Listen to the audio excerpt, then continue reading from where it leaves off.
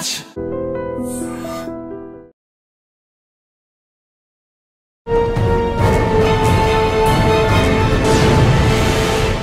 ఈ వారం మన గెస్ట్ తెలుగింటి ఆడపడుచు కేరళలో పనిచేస్తున్న కేరళ కిరణ్ బేడి అని పిలిపించుకునే మహిళా ఐపీఎస్ ఆఫీసర్.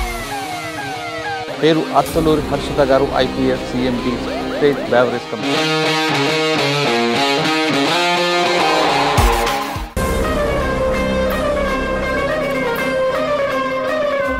హడిల్సన్ దాటుకుని ఈ స్థాయికి ఎందుకు వచ్చారండి? అయితే చిన్నప్పటి నుంచి కూడా మాకు ఎప్పుడు కూడా నువ్వు ఆడపిల్లవి అని కానీ మగపిల్లలు ఏది చేయాలని కానీ.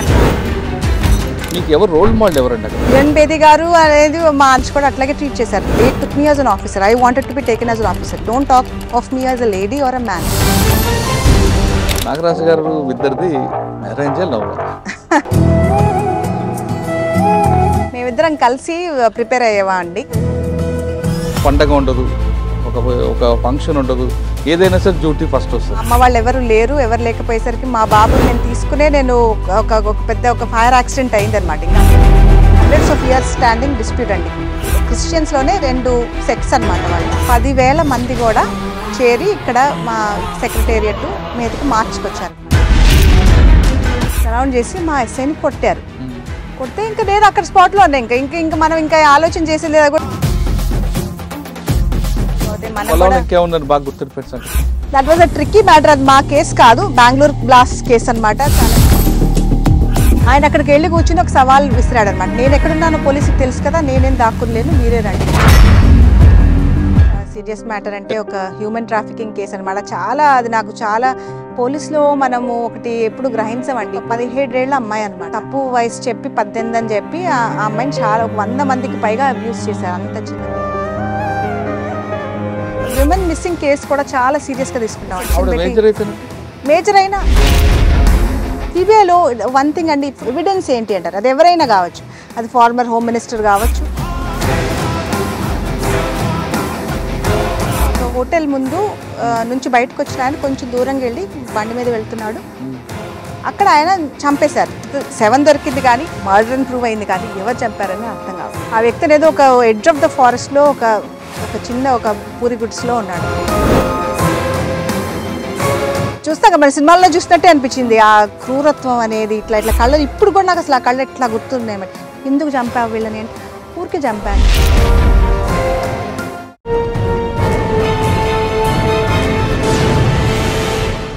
Welcome to Crime Diaries. ఈ వారం మన గెస్ట్ తెలుగింటి ఆడపడుచు కేరళలో పనిచేస్తున్న కేరళ కిరణ్ బేడి అని పిలిపించుకునే ఓ మహిళా ఐపీఎస్ ఆఫీసర్.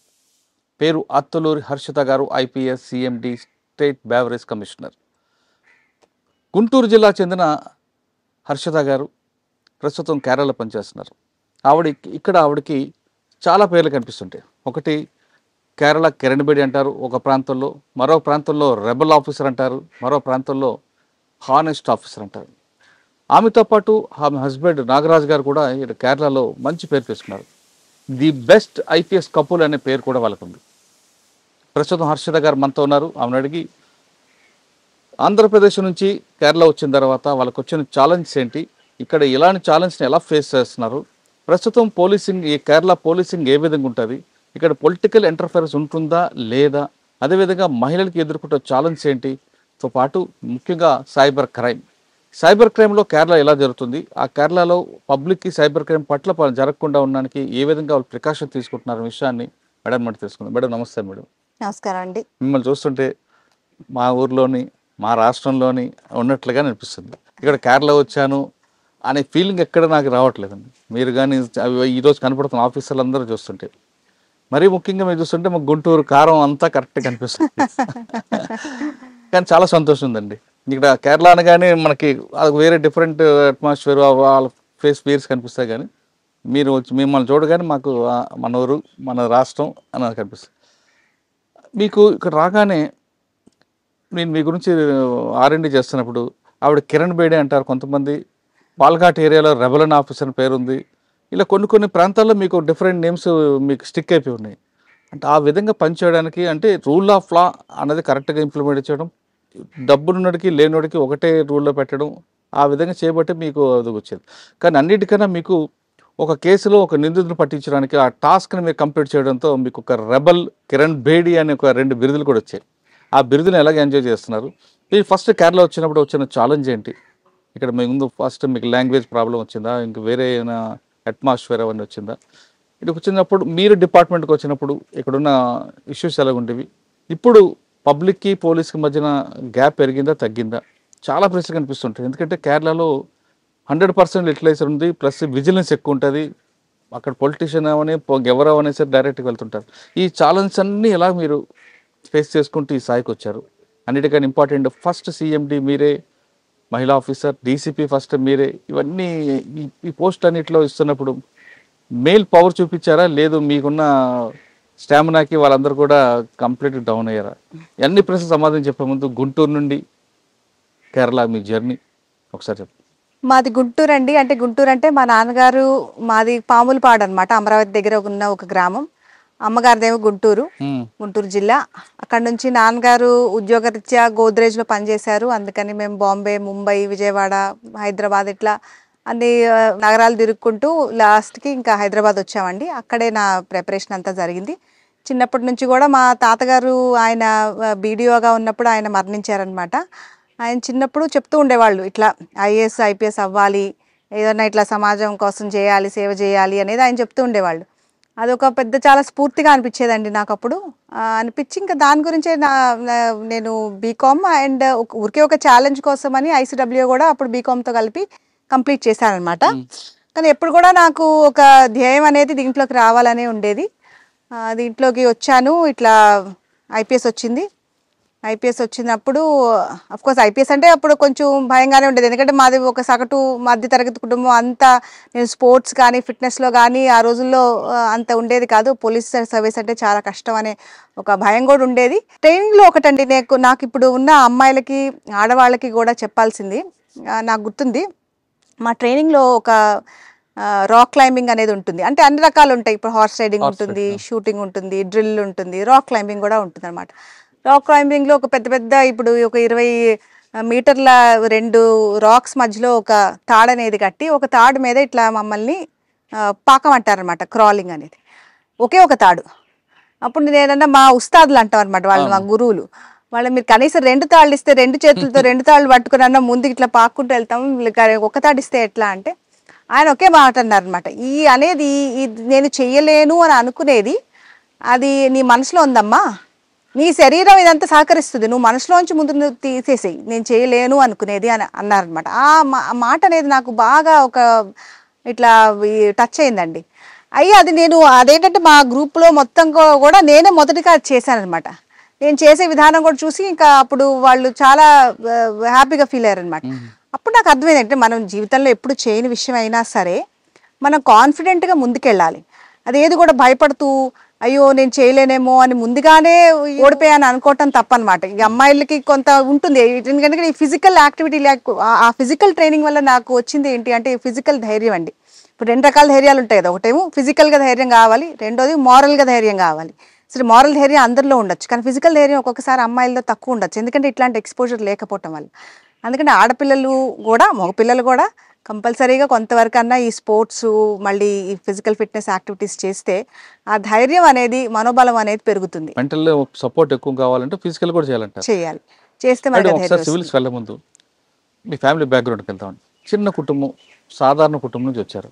మీ బ్యాక్గ్రౌండ్ వెనక ముందు ఎవరు సివిల్స్ లేరు. ఆ స్టేజ్ నుంచి అటువంటి అట్మాస్ఫియర్ నుంచి సివిల్స్ రాయాలని ఆలోచనలకు వచ్చింది. ఆ రాయాలనే క్రమంలో ఆ జర్నీలో చాలా హడిల్స్ వస్తాయి. ఫస్ట్ అటెంప్ట్ రాదు, కొంతమందికి ఇదంతా లాంగ్ ప్రాసెస్ సబ్జెక్ట్. మనకెందుకు, మన చదిలో బాగా డబ్బు ఉన్నట్టు చేసుకుంటాడు, పొలిటీషియన్ చేస్తాడు, ఢిల్లీ వెళ్ళి చదవాలనే ఒక భావన ఉండే టైంలో, ఫ్యామిలీ బ్యాక్గ్రౌండ్ ఏం లేని టైంలో, ఏమి లేకుండా మీరు ఈ స్థాయికి రావడానికి ఒకవైపు పేరెంట్స్ కూడా తొందరగా పెళ్లి చేసేద్దామని ఆలోచన టైంలో ఇవన్నీ ఈ హడిల్స్ అని దాటుకుని ఈ స్థాయికి ఎందుకు వచ్చారండి మీరు? నాకు చాలా గట్టి బలం ఏంటంటేనండి, ఎవరు అంత సపోర్ట్ మీకండి? మా అమ్మ నాన్నగారు ఇద్దరు కూడా. అమ్మ కూడా టీచర్గా పనిచేసేవారు అనమాట. మేమిద్దరం ఆడపిల్లలు, నాకు చెల్లెలు ఇంజనీర్ అనమాట. అయితే చిన్నప్పటి నుంచి కూడా మాకు ఎప్పుడు కూడా నువ్వు ఆడపిల్లవి అని కానీ మగపిల్లలు ఏది చేయాలని కానీ అట్లాంటి ఒక ఆలోచన ఎప్పుడు ఉండకపోయేది అనమాట. ఎప్పుడు కూడా వాళ్ళ ప్రపంచమే మేము. మాకు ఏం కావాలి, మా మా అమ్మగారు అయితే ఇంకా మా ఎగ్జామ్స్ ఉంటే ఇంకా ఆవిడ అన్నం తినదు అనేవాళ్ళు అనమాట. మా చుట్టాలు వాళ్ళు ఆవిడ అంతా ఒక ఎఫర్ట్ పెట్టేదనమాట మాకు. చిన్నప్పుడు మా చదువులు కానీ మా హోంవర్క్లు కానీ మా నాన్నగారు అయితే ఇంకా రకరకాల ఇట్లాంటి కథలు చెప్పటం, ఎట్లా గొప్ప వ్యక్తులు ఎట్లా ఏం చేసేవాళ్ళు, గాంధీ గారి గురించి అయినా నెహ్రూ గారి గురించి అయినా సాహిత్యం గురించి ఇవన్నీ కూడా చెప్పి మమ్మల్ని అట్లా పెంచి మీకు ఏది కావాలంటే అది మీరు, మేమేం డిస్కరేజ్ చేయం, మీరు ముందుకెళ్ళండి ఏదైనా సరే. సడన్ గా ఇప్పుడు మీరు అన్నట్టు ఈ పోలీస్ సర్వీస్ వచ్చినప్పుడు కూడా భయపడవచ్చు, అయ్యో వద్దులేమ్మా మనకి నువ్వు ఐఆర్ఎస్ తీసుకో అని ఉండొచ్చు. కానీ వాళ్ళు అనలేదు. అదిగాక నాకు వచ్చింది Tripura cadre, Manipur Tripura north east అనమాట. ఇంకా అలాంటప్పుడు అక్కడ ఎంత టెర్రరిజం ఉంటుంది ఇవన్నీ ఉన్న ఇది కూడా వాళ్ళు ఎప్పుడు కూడా నన్ను నిరుత్సాహపరచకుండా ముందుకే వెళ్ళు అని అన్నారు. ఇప్పుడు వాళ్ళు ఇప్పుడు వరకు కూడా వాళ్ళే నా బలం అండి. ఎందుకంటే 20 ఏళ్ళుగా ఇప్పుడు మా పిల్లల దగ్గర కూడా ఇప్పుడు మేమిద్దరం వెళ్ళిపోతే రాత్రిపూట అయినా పగలైనా మేము వెళ్ళిపోవాలి. మా పిల్లల గురించి అని వాళ్ళు మా ఇన్లాస్ కూడా ఒక ఆల్టర్నేట్ డ్యూటీ లాగా పెట్టుకుని వాళ్ళు ఉండటం వల్లే ఇంకా మేము ఇప్పుడు దాకా కూడా ఇట్లా చేయగలిగామని. ఇప్పుడు మా పిల్లలు అఫ్కోర్స్ ఇప్పుడు పెద్దవాళ్ళు అయిపోయారు, కానీ వాళ్ళ ధైర్యం వల్లే మేము ఇంతవరకు వచ్చామండి. అది చదువు ఉద్యోగం అయిపోయినా పిల్లల కోసం వాళ్ళు చూస్తుంటారు. అంటే మీ అమ్మగారు మిమ్మల్ని పెంచారు, ఇప్పుడు మీ పిల్లల బాధ్యత కూడా ఇస్తున్నారు. అలాగే నాగరాజు గారు పేరెంట్స్ కూడా సూపర్ అండి. కానీ ఎలాంటి సపోర్ట్ లేదు. తెలుగు మీడియంలో చదువు, చిన్న కుటుంబంలో మీకు ఎవరు రోల్ మోడల్ ఎవరండి అక్కడ? మా అమ్మ కాకుండా ఒక ఆఫీసర్ చూసుకొని వెళ్దాం, ఒక గైడెన్స్ వెళ్దాం అని ఎవరు ఉన్నారు? కిరణ్ బేది గారు అనేది మా అందరికీ కూడా చాలా ఒక గ్రేట్. ఆవిడ పుస్తకం నాకు గుర్తుంది, నేను గ్రాడ్యుయేషన్ లో చదువుతున్నప్పుడు ఐ డేర్ వచ్చింది అనమాట. మా నాన్నగారు కొని అది నాకు ఇచ్చారు. ఇచ్చి చదవమన్నారు. అది చదివాను. చదివితేనే అసలు మనకి ఒక, ఎందుకంటే అది ఒక ఇది వచ్చేస్తుంది అనమాట. ఎందుకంటే మేమెంత ఐపీఎస్ లో మేము చేస్తున్న ఆవిడ చేసింది వేరు, మేము చేసింది వేరండి. ఎందుకంటే ఆవిడ షీ వాజ్ అ పయనియర్. ఆ పయనియర్స్ పడే కష్టాలు ఇంకా చాలా ఉంటాయి అనమాట. మేము వచ్చేసరికి ఇంకా చాలా వాళ్ళ వల్ల మాకు చాలా బెనిఫిట్స్ వస్తాయి. ఆవిడ చాలా ఒక స్ఫూర్తిలాగా అనిపించేవారు మాకు. మేడం మీరు ఆవిడ స్ఫూర్తిగా తీసుకున్నారు. ఆవిడ పైనర్, అందరు డౌటే లేదు. కానీ ఆ లెగసీ కాపాడంలో మీకు ఒక ఛాలెంజ్ ఉంటుంది. మీరు అది ఆ ఛాలెంజ్ ఎలా చూసుకున్నారు? లెగసీ అనేది చాలా ముఖ్యం అండి. ఏది కూడా ఇప్పుడు జనరలీ ఆన్ అన్ యావరేజ్ అట్లా అనకూడదు. నేను I'm like first of all against gender stereo typing కూడా. అంటే విమెన్ అంటే ఆనెస్ట్గా ఉంటారని, మెన్ అంటే ఆనెస్ట్గా ఉంటారు అట్లా అనను. కాకపోతే వచ్చేవాళ్ళు కొంతమందే ఉండేసరికి ఆ కొంతమంది మీద ఎక్కువ వరకు ఫోకస్ ఉంటుంది. ఒక విధంగా అది ప్లస్, ఒక విధంగా ఒక మైనస్ అని కూడా అనొచ్చు. అంటే మేము చేసే చిన్న పనులకు కూడా ఆహా చాలా బ్రహ్మాండంగా చేసేస్తున్నారు అని అనొచ్చు. కానీ రెండో వైపు ఈమె చేయగలదా చేయలేదా, ఈమెను అక్కడ పంపించగలమా పంపించలేమా అనేది కూడా ఒకటి ఉంటుంది. అలాంటప్పుడు నాకు కొల్లం డిస్ట్రిక్ట్ ఇచ్చారండి. యాక్చువల్లీ ఫస్ట్ పోస్టింగ్ అంటే నాది ఫస్ట్ ఏఎస్పీ పాలక్కాడ్. దాని గురించి ఒక మంచి స్టోరీ ఉంది, నేను చెప్తాను. పాలక్కాడ్ ఆ రోజుల్లో it was the biggest, one of the biggest sub divisions అనమాట. 12 పోలీస్ స్టేషన్స్ ఉండేవి పాలక్కాడ్ జిల్లాలో. ఏఎస్పీ షొర్నూర్గా నేను, మా వారేమో ఆయన ఏఎస్పీ అగలిలాగా. మేమిద్దరు ఒకసారి పాలక్కాడ్ రాకముందు మీరు త్రిపుర కేటర్కి వెళ్ళారు. నాగరాజు గారు ఇద్దరిది అరేంజ్ లవ్?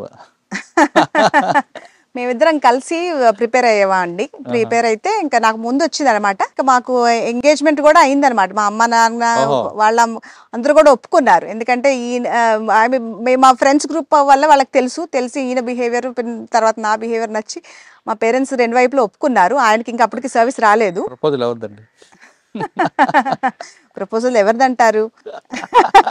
నాకు తెలిసి నాగరాజు చెప్పుంటారు. Thank you. ఎందుకంటే చాలా దూకుడుగా ఉంటారు కదా. అవును, ఆయన జనరల్లీ ఎక్స్ట్రోవర్ట్, నేను జనరల్లీ ఇంట్రోవర్ట్ అనమాట. ఆయనే చెప్పారు. ఆయన ఇందులో లేదని ఏదో ఒకటి చెప్పేద్దామని చేస్తుంటారు నాకు తెలిసి. అని చెప్పగానే ఓకే అన్నారు మీరు? ఆలోచించారా? ఆలోచన చేశాను, తర్వాత ఓకే అన్నాను అంతా. కానీ అప్పటికి మీరు సర్వీస్ లోకి వచ్చారు అంటే అప్పుడు లేదండి. అప్పుడు మేము ఇద్దరం ప్రిపేర్ అవుతున్నాం. కానీ మీకు ఛాన్స్ కొట్టారు, రాలేదు. రానడితో మనకి ఎందుకు అనుకున్నారు? లేదు ఆయనలో నమ్మకం ఉంది, ఖచ్చితంగా సాధిస్తాడని ఒక కాన్ఫిడెన్స్ తీసుకొని మీరు ఓకే అన్నారా? అంటే అప్పుడు నేను ఓకే అన్న తర్వాతే నాకు వచ్చిందండి. అది కాక ఆయన మనస్తత్వం నాకు తెలుసు. ఇంకోళ్ళు అయితే ఇప్పుడు నాకు వచ్చేసరికి కొంత ఇప్పుడు ఒక ఇన్ఫీరియారిటీ కాంప్లెక్స్ ఫీల్ అవ్వచ్చు. ఆయన మనస్తత్వం చాలా ఒక ఎట్లా అంటే చాలా ప్లెయిన్ అండ్ మంచి మనస్తత్వం అనమాట. ఎప్పుడు కూడా బాగా అబ్జర్వ్ చేస్తాం, చిన్నపిల్లలాగా ఉంటారు చక్కగా. అంటే మనసులో ఒకటి బయట ఒకటి కనిపిస్తుంది. ఆయన కల్మషం, పోలీస్ ఆఫీసర్ లాగా కనిపించారండి. ఇట్లాంటి ఒక పెట్టి ఇమోషన్స్ ఆయనకి ఎప్పుడు ఉండవండి అసలు. అప్పటికి కూడా ఇప్పటికి కూడా ఎప్పుడైనా ఏంటంటే రకరకాల స్టేజెస్లో ఒక్కొక్కసారి నేను ఎక్కువ హైలైట్ అవుతా, ఒక్కొక్కసారి ఆయన అవుతారు. అలాంటప్పుడు కూడా ఆయనకి అట్లాంటి జెలసీస్ కానీ ఏమి ఉండవు, మా ఇద్దరికి కూడా ఉండవు. కాకపోతే ఆయన ఇప్పుడు మన ఈ మేల్ డామినేట్ సొసైటీలో ఆయనకి అట్లా ఉండకపోవటం అనేది చాలా నాకు ఒక చాలా పెద్ద బలం అనమాట. అలాంటప్పుడు ఆ విధంగా ఇద్దరు కలిసి వచ్చి పెళ్లి చేసుకున్నారు. తర్వాత మీకు పాల్కాట్ మీ షానూరు సార్ ఆయనది అగలి అనే ప్లేస్ అనమాట. అగలి అంటే మొత్తం కొండలండి, 2 పోలీస్ స్టేషన్, అదే వన్ ఆఫ్ ద స్మాలెస్ట్ అని చెప్పచ్చు. అప్పుడు డిఐజీ అంటే అనిల్ కుమార్ గారు, మన తెలుగువారే, ఆయన ఉన్నారనమాట. ఆయన నుండి ఆయన ఇప్పుడు మాకు పోస్టింగ్స్ ఇచ్చారనమాట. నువ్వు షొర్నూరు వెళ్తున్నావమ్మా, ఈయనేమో అగలి. ఇప్పుడు ఒకవేళ నేను మీ ఇద్దరికి ఆపోజిట్ ఇచ్చినట్లయితే నువ్వు అనుకునేదాన్ని మనసులో, అదేంటి నేను అమ్మాయిని అవటం వలన నాకు చిన్న సబ్ డివిజన్ ఇచ్చారు, మా వారికి ఏమో పెద్దది ఇచ్చారు, నాకేం చిన్నది ఇచ్చారు, నువ్వు అనుకునేదానివి కదా అన్నారు. అంటే ఒకవేళ అనుకునేదాన్ని సార్ ఖచ్చితంగా అన్నాను. అంటే అన్నారు అట్లా కాదు, నేను ఇచ్చింది, మాకు అప్పటికి చిన్న బాబు కూడా ఉన్నాడు అనమాట, బాబుతో ఉన్నావు కాబట్టి ఇది షొర్నూరు అంటే it is a plain area అనమాట, అక్కడ హాస్పిటల్స్ అవి ఇవి నీకు ఈజీగా అవుతుంది, తను కొండల మీద ఉంటాడు కాబట్టి అది ఓకే. అంటే లైఫ్లో నువ్వు ఒకటి గుర్తుంచుకోమ్మా, ఏది కూడా జరిగేది అంతా కూడా నువ్వు బికాస్ ఆఫ్ యువర్ జెండర్ జరుగుతా ఉంది, అయ్యో నాకు అన్యాయం జరిగిపోయేది నా జెండర్ వల్ల, అది చాలా మంచి అడ్వైజ్ అండి. ఎందుకంటే మనం ఒక్కొక్కసారి కొంతమంది లేడీ ఆఫీసర్స్ని చూస్తాం, ఏది చేసినా అయ్యో ఇది నేను లేడీ వల్ల అయిపోతా ఉంది అన్న ఒక భ్రమలో ఉంటారు. అది ఒకసారి నిజం అవ్వచ్చు, ఒక్కొక్కసారి నా ఎక్స్పీరియన్స్ అయితే నిజం కాదు. ఆల్మోస్ట్ నాకు ఇప్పుడు ఈ 22 yearsలో నాకు ఎప్పుడు కూడా ఆ డిస్క్రిమినేషన్ అనిపించలేదు. నాకు ఎప్పుడు కూడా ఏమైనా చిన్న జిల్లా ఇవ్వటం అట్లా జరగలేదు. ఐ వాజ్ ఆల్వేస్ లైక్ ఒక విధంగా లక్కీ, నన్ను ట్రీట్ చేసిన వాళ్ళు కూడా అట్లా, గవర్నమెంట్స్ కూడా అట్లాగే ట్రీట్ చేశారు. They took me as an officer, I wanted to be taken as an officer, don't talk of me as a lady or a man, I'm here. ఇప్పుడు మీరు journalist, how do you feel as a male journalist ఇంతవరకు మిమ్మల్ని అడగలేదు కదా. Unfortunately మమ్మల్ని ఎప్పుడు కూడా how do you feel as a lady officer, how do you feel as ఇది అడుగుతారు. కానీ అది తీసి పక్కన పెట్టి మనం ఆఫీసర్ లాగా బిహేవ్ చేయాలి. అంటే మీ డిపార్ట్మెంట్కి వచ్చారు, మిగతా డిపార్ట్మెంట్కి మీకు కంప్లీట్ డిఫరెన్స్. అది 24/7 జాబ్ మీది, మిగతా డిపార్ట్మెంట్లో ఈవినింగ్ 10 to 6 ఉంటుంది, నైట్ డ్యూటీ ఉండవు. కానీ ఒక లేడీ ఆ పోలీస్ ఆఫీసర్గా నైట్ డ్యూటీస్ ఉంటాయి, ఇంకో దగ్గర ఇంకొక ప్రాబ్లం వస్తుంటుంది. ఈ ప్రాబ్లమ్స్ అన్ని ఫేస్ చేయడం ఒక పార్ట్ అయితే, రెండోది పోలీస్ స్టేషన్లో ప్రొఫెషనల్ ఒకటి వస్తుంది, ఇంటికి వచ్చాక ప్రైవేట్ లైఫ్ ఉంటుంది, పర్సనల్ లైఫ్ ఒకటి ఉంటుంది. మీరు ఒక ఇంటికి కోడలు, అత్త మామ వాళ్ళందరూ వస్తుంటారు, వాళ్ళని మేనేజ్ చేయాలి, ప్రొఫెషనల్ మేనేజ్. ఈ బ్యాలెన్స్ చేయడం అనేది మీకు పెద్ద ఛాలెంజ్. అంటే మగవాళ్ళకి లేదంటారా ఆ ఛాలెంజ్? మగవాళ్ళు తక్కువ ఉంటుంది, మీకు ఎక్కువ ఉంటుంది. అన్ఫార్చునేట్లీ అంటే మీరు మీకోసం మీ చేతి వంట తినాలని మీ ఆయన చూడొచ్చు, లేదా అది వేరు. కానీ మీ అత్తగారు మామగారు నా కోడలు నాకు సాయం చేయాలి, వంట చేయాలి అని వాళ్ళకి కోరుకుంటొచ్చు. ప్లస్ పిల్లలు, ఈ బ్యాలెన్స్ చేయాలి కదా. మీరు ఒక పండగ ఉండదు, ఒక ఫంక్షన్ ఉండదు, ఏదైనా సరే డ్యూటీ ఫస్ట్ వస్తుంది. ఈ రెండింటిని ఎలా బ్యాలెన్స్ చేస్తారండి? బ్యాలెన్స్ చేయడం అనేది చాలా కష్టమేనండి. ఎస్పెషల్లీ పిల్లలు చిన్నగా ఉన్నప్పుడు మాత్రం చాలా ఒక మెంటలీ కూడా చాలా ట్రామాటిక్ ఉంటుంది. చిన్న పిల్లలతో ఒకసారి నేను ఇంట్లో ఇట్లా మా అమ్మ వాళ్ళు ఎవరు లేకపోయేసరికి మా బాబుని నేను తీసుకునే నేను ఒక ఫైర్ యాక్సిడెంట్ అయిందనమాట. ఇంకా అక్కడ నాకు ఇంకేమీ దోవలేదు, బాబునే తీసుకుని వెళ్ళిపోవాల్సి వచ్చింది. బండిలో బాబు ఉన్నాడు, నేను వెళ్ళి ఆ ఫైర్ యాక్సిడెంట్ అంతా క్లియర్ చేసి అన్నీ చేసి వచ్చాను. కానీ ఇట్లాంటివి జరుగుతూ ఉంటాయి అనమాట. ఇప్పుడు నేను మీకు చెప్తాను, ఇప్పుడు మీరు అన్నారు కదా అత్తగారు మామగారు, మా మామగారు SIగా రిటైర్ అయ్యారు కదా, ఆయన కూడా ఎట్లాంటి మనిషి అంటేనండి, ఆయన జనరేషన్ ఆయన టైం చూస్తే ఎప్పుడు కూడా ఆయనకి కొడుకు కోడలన్న ఒక్క తేడా లేదండి. ఎప్పుడు కూడా కొడుక్కి ఆయన ఎట్లా చూసేవాళ్ళు, నన్ను కూడా అదే ఇదిగా చూసేవాళ్ళు, నేను చేసేవి కూడా ఆయనకు అంతా సంతోషంగా ఉండేది, అంతే సపోర్ట్ ఉండేది అనమాట. ఎప్పుడు కూడా నాకు కోడలు వచ్చి నాకు ఏమంటారు వంట చేసి పెట్టాలని అట్లా ఎప్పుడు లేదు. నువ్వు అది చూసుకోమా, నీకు క్రైమ్ కాన్ఫరెన్స్ ఉంది అంటున్నావు, నువ్వు దానికి ప్రిపేర్ అవ్వు, ఇవన్నీ నువ్వేం పట్టించుకో మాకు, అట్లా మాట్లాడేవాళ్ళు అనమాట. అర్థం చేసుకునేవాళ్ళు. అందుకని ఆయన అంటే నాకు చాలా ఒక అటాచ్మెంట్ అనమాట. మా మామగారు ఇప్పుడు లేరు, కాకపోతే మా తండ్రి తర్వాత తండ్రిలాగా ఆయన చాలా సపోర్ట్ చేశారనమాట. ఒక విధంగా చెప్పాలంటే మీ మామగారు మాకు గురువులు అంటున్నాను. నేను ఈరోజు క్రైమ్ దీంట్లో సెక్షన్ నేర్చుకున్నానంటే మాకు ఆయన బహదూర్పురలా కానీ ఎక్కడైనా సరే ప్రెస్ మీట్ పెట్టినప్పుడు ప్రెస్ నోట్ రాసి సెక్షన్ రాసేవారు, ఈ సెక్షన్ వల్ల ఈ కేసుకి ఈ సెక్షన్ ఇంప్లిమెంట్ అవుతుంది అని మాకు ఒక చెప్పాలంటే పిల్లర్. ఓ ఎక్సలెంట్ అండి, ఇది నాకు తెలియదు అసలు. మేడం ఇంకో విషయం, పిల్లలు సార్ ఒక జిల్లా మీరు ఒక జిల్లా, పిల్లలు స్కూల్కి వెళ్తారు. చిన్నప్పుడు అంటే మీరు అత్తగారు మామగారు అమ్మగారు పెడతారు. పిల్లలు ఒక స్టేజ్కి వచ్చాక స్కూల్కి వెళ్ళాక ఆ రోజు పేరెంట్ టీచర్స్ మీటింగ్ ఉంటుంది, మమ్మీ వాళ్ళు వచ్చారు మీరు రారా, ఇటువంటి కూడా మీకు ఒక అది ఎమోషనల్ బాండింగ్ కొంచెం మిస్ అవుతాయేమో అన్న ఫీలింగ్ ఎప్పుడైనా వచ్చిందా?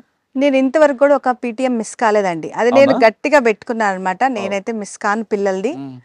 అట్లా అని గట్టిగా పెట్టుకున్న, ఒకవేళ బై ఛాన్స్ నేను లేకపోతే మా వారన్నా ఖచ్చితంగా వెళ్తారు. ఒక్కటి కూడా మిస్ కాలేదు. ఒకసారి నాకు గుర్తుంది, మాది పరేడ్ జరుగుతూ ఉందన్నమాట. మార్టర్స్ డే పరేడ్ ఉంటుంది కదా, దాంట్లో నేను కమిషనర్ లాగా ఉన్న అడిషనల్ కమిషనర్ ట్రివాండ్రం ఉన్నాను అనమాట. ఐ హ్యాడ్ టు లే ద రీత్. అది ఏంటంటే 10 నిమిషాల పనే, కానీ మాకు స్లాట్స్ ఇచ్చేవాళ్ళు అనమాట పీటీఎంలో. ఆ ఫస్ట్ స్లాట్ చేసి మా అమ్మాయిది అయిపోయిన తర్వాత వెళ్ళి రీత్ లే చేసి మళ్ళీ బండిలోకి పరిగెత్తుకుంటూ వచ్చి మళ్ళీ రెండో పీటీఎం అటెండ్ చేసి, థ్యాంక్ఫుల్లీ అది ఆన్లైన్ ఉంది, అప్పుడు కోవిడ్ టైం కాబట్టి ఆన్లైన్ ఉందన్నమాట. లక్కీలీ అది చేశాను. బట్ దట్ నేను చెప్పేది ఏంటంటే పిల్లలు మనల్ని చూస్తున్నారండి. ఇప్పుడు గృహిణుల కంటే కూడా ఇప్పుడు ఇట్లా బయటకు వెళ్ళి పని చేసి మనం ఇది చేసి, ఇంకో రూల్ నాకు చెప్తాను. నా రూల్ ఏంటంటే 6ంటికి ఇంటికి వచ్చేసేయాలి, 6ంటికి బయలుదేరిపోవాలి ఆఫీస్ నుంచి. సరే ఏమన్నా ఇంపార్టెంట్ ఇష్యూస్ వస్తే మనం ఏం చేయలేము, దాంట్లో ఆగిపోతాం. కానీ ఒక నెల రోజుల్లో ఎన్నెన్ని వస్తాయి మనకి, ఎక్కువ రావు. అది కాక ఆడవాళ్ళు అని అంటున్నారు కాబట్టి, మీరు ఆడవాళ్ళు అంటారు, నేను చెప్పేది ఏంటంటే ఆడవాళ్ళు టైం వేస్ట్ చేయరేమో అని అనిపిస్తుందండి. మగవాళ్ళకి టైం ఉందని అనుకుంటారో మరి, సాయంత్రం వరకు 8-9 వరకు వెళ్తే చాలు. నాకు గుర్తుంది సిబిఐలో నేను మా వారిద్దరు పనిచేస్తున్నప్పుడు మేము వెనక్కి వచ్చేసేటప్పుడు ఒక ఫేర్వెల్ ఫంక్షన్ జరిగిందనమాట. దాంట్లో మా ఎస్పీ, మేము ఇద్దరం డిఐజీలో అప్పుడు, మా ఎస్పీ మాట్లాడుతున్నాడు అనమాట. మాట్లాడితే ఆయన అన్నారు, ఇప్పుడు నాగరాజ్ సార్ దగ్గరికి వెళ్తే ఆయన కనీసం కూర్చోమంటారు, ఒక కప్ చాయ్ ఇస్తారు, బాగా మాట్లాడతారు. కానీ మేడం దగ్గరికి వెళ్తే డాక్టర్ దగ్గరికి వెళ్ళినట్టే, ఏంటి చెప్పండి, ఏంటి 1 2 3 4 5 అంటే ఓకే 1 2 3 4 5 చేయమంటుంది, మేడం పంపించేస్తుంది అంటే ఇంకా మేము నవ్వుకున్నాం. కానీ అప్పుడు అది నిజం అనమాట. ఎందుకంటే we don't have time to waste, we have to finish it off. 6ంటికి రావాలి, మా పిల్లల హోంవర్క్ చూసుకోవాలి, మా పిల్లల ఎగ్జామ్స్ చూసుకోవాలి.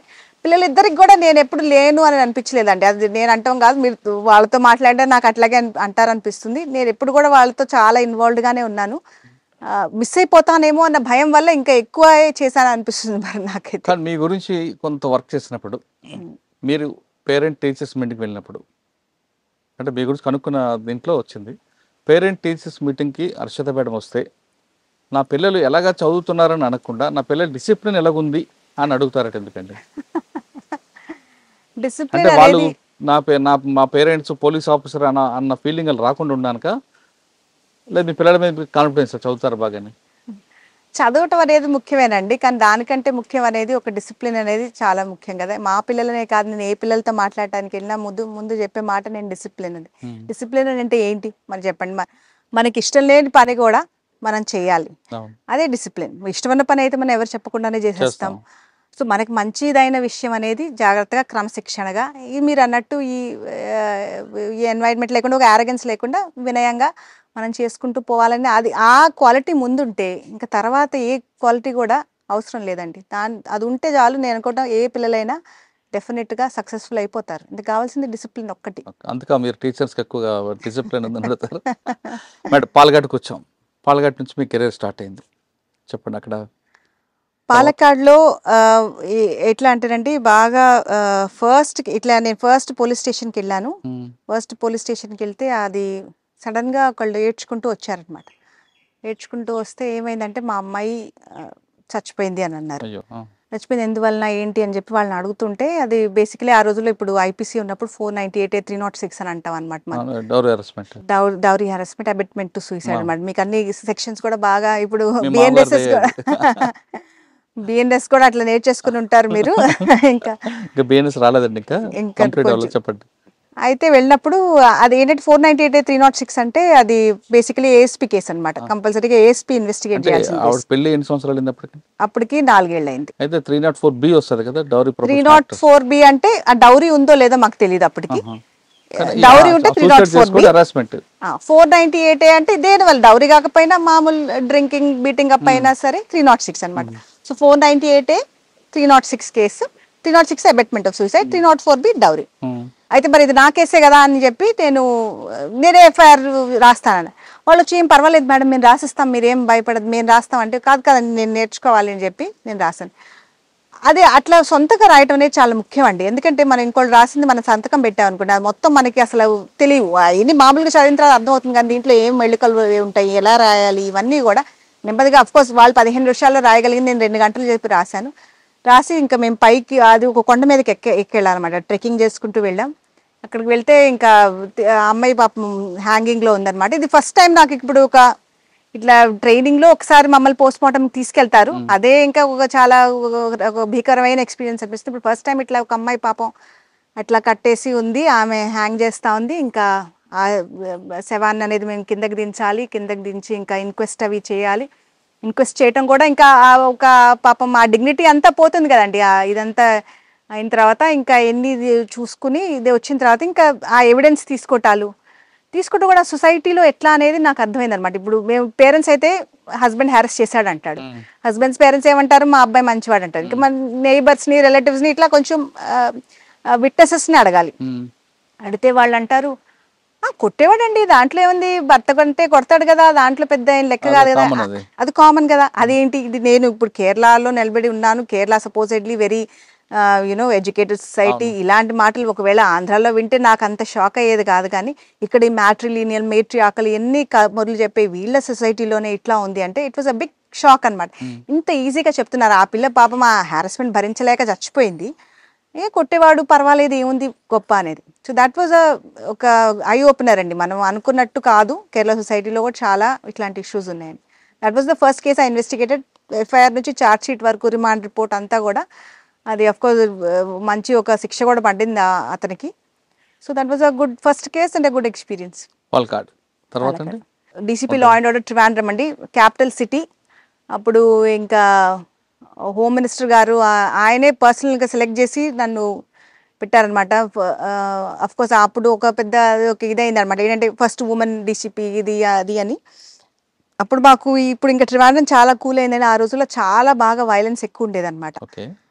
ఏవి కూడా అక్కడ సెక్రటేరియట్ అన్నీ ఉంటాయి కదా. ఇప్పుడు క్యాపిటల్ సిటీ అంటే మొత్తం సెక్రటేరియట్ ఉంది, అసెంబ్లీ ఉంటుంది, దానికి బాగా స్ట్రాంగ్ ఇది ఉంటుంది అనమాట.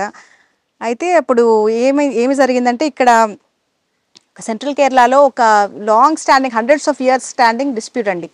క్రిస్టియన్స్లోనే 2 సెక్ట్స్ అనమాట. వాళ్ళల్లో మధ్యలో వాళ్ళ ఈ గొడవలు అవి ఇవి జరుగుతూ ఉండేవి. గొడవలు జరుగుతూ ఈ చర్చెస్ మీద గొడవల మీద వాళ్ళు ఒక 10,000 మంది కూడా చేరి ఇక్కడ మా సెక్రటేరియట్ మీదకి మార్చుకొచ్చారనమాట.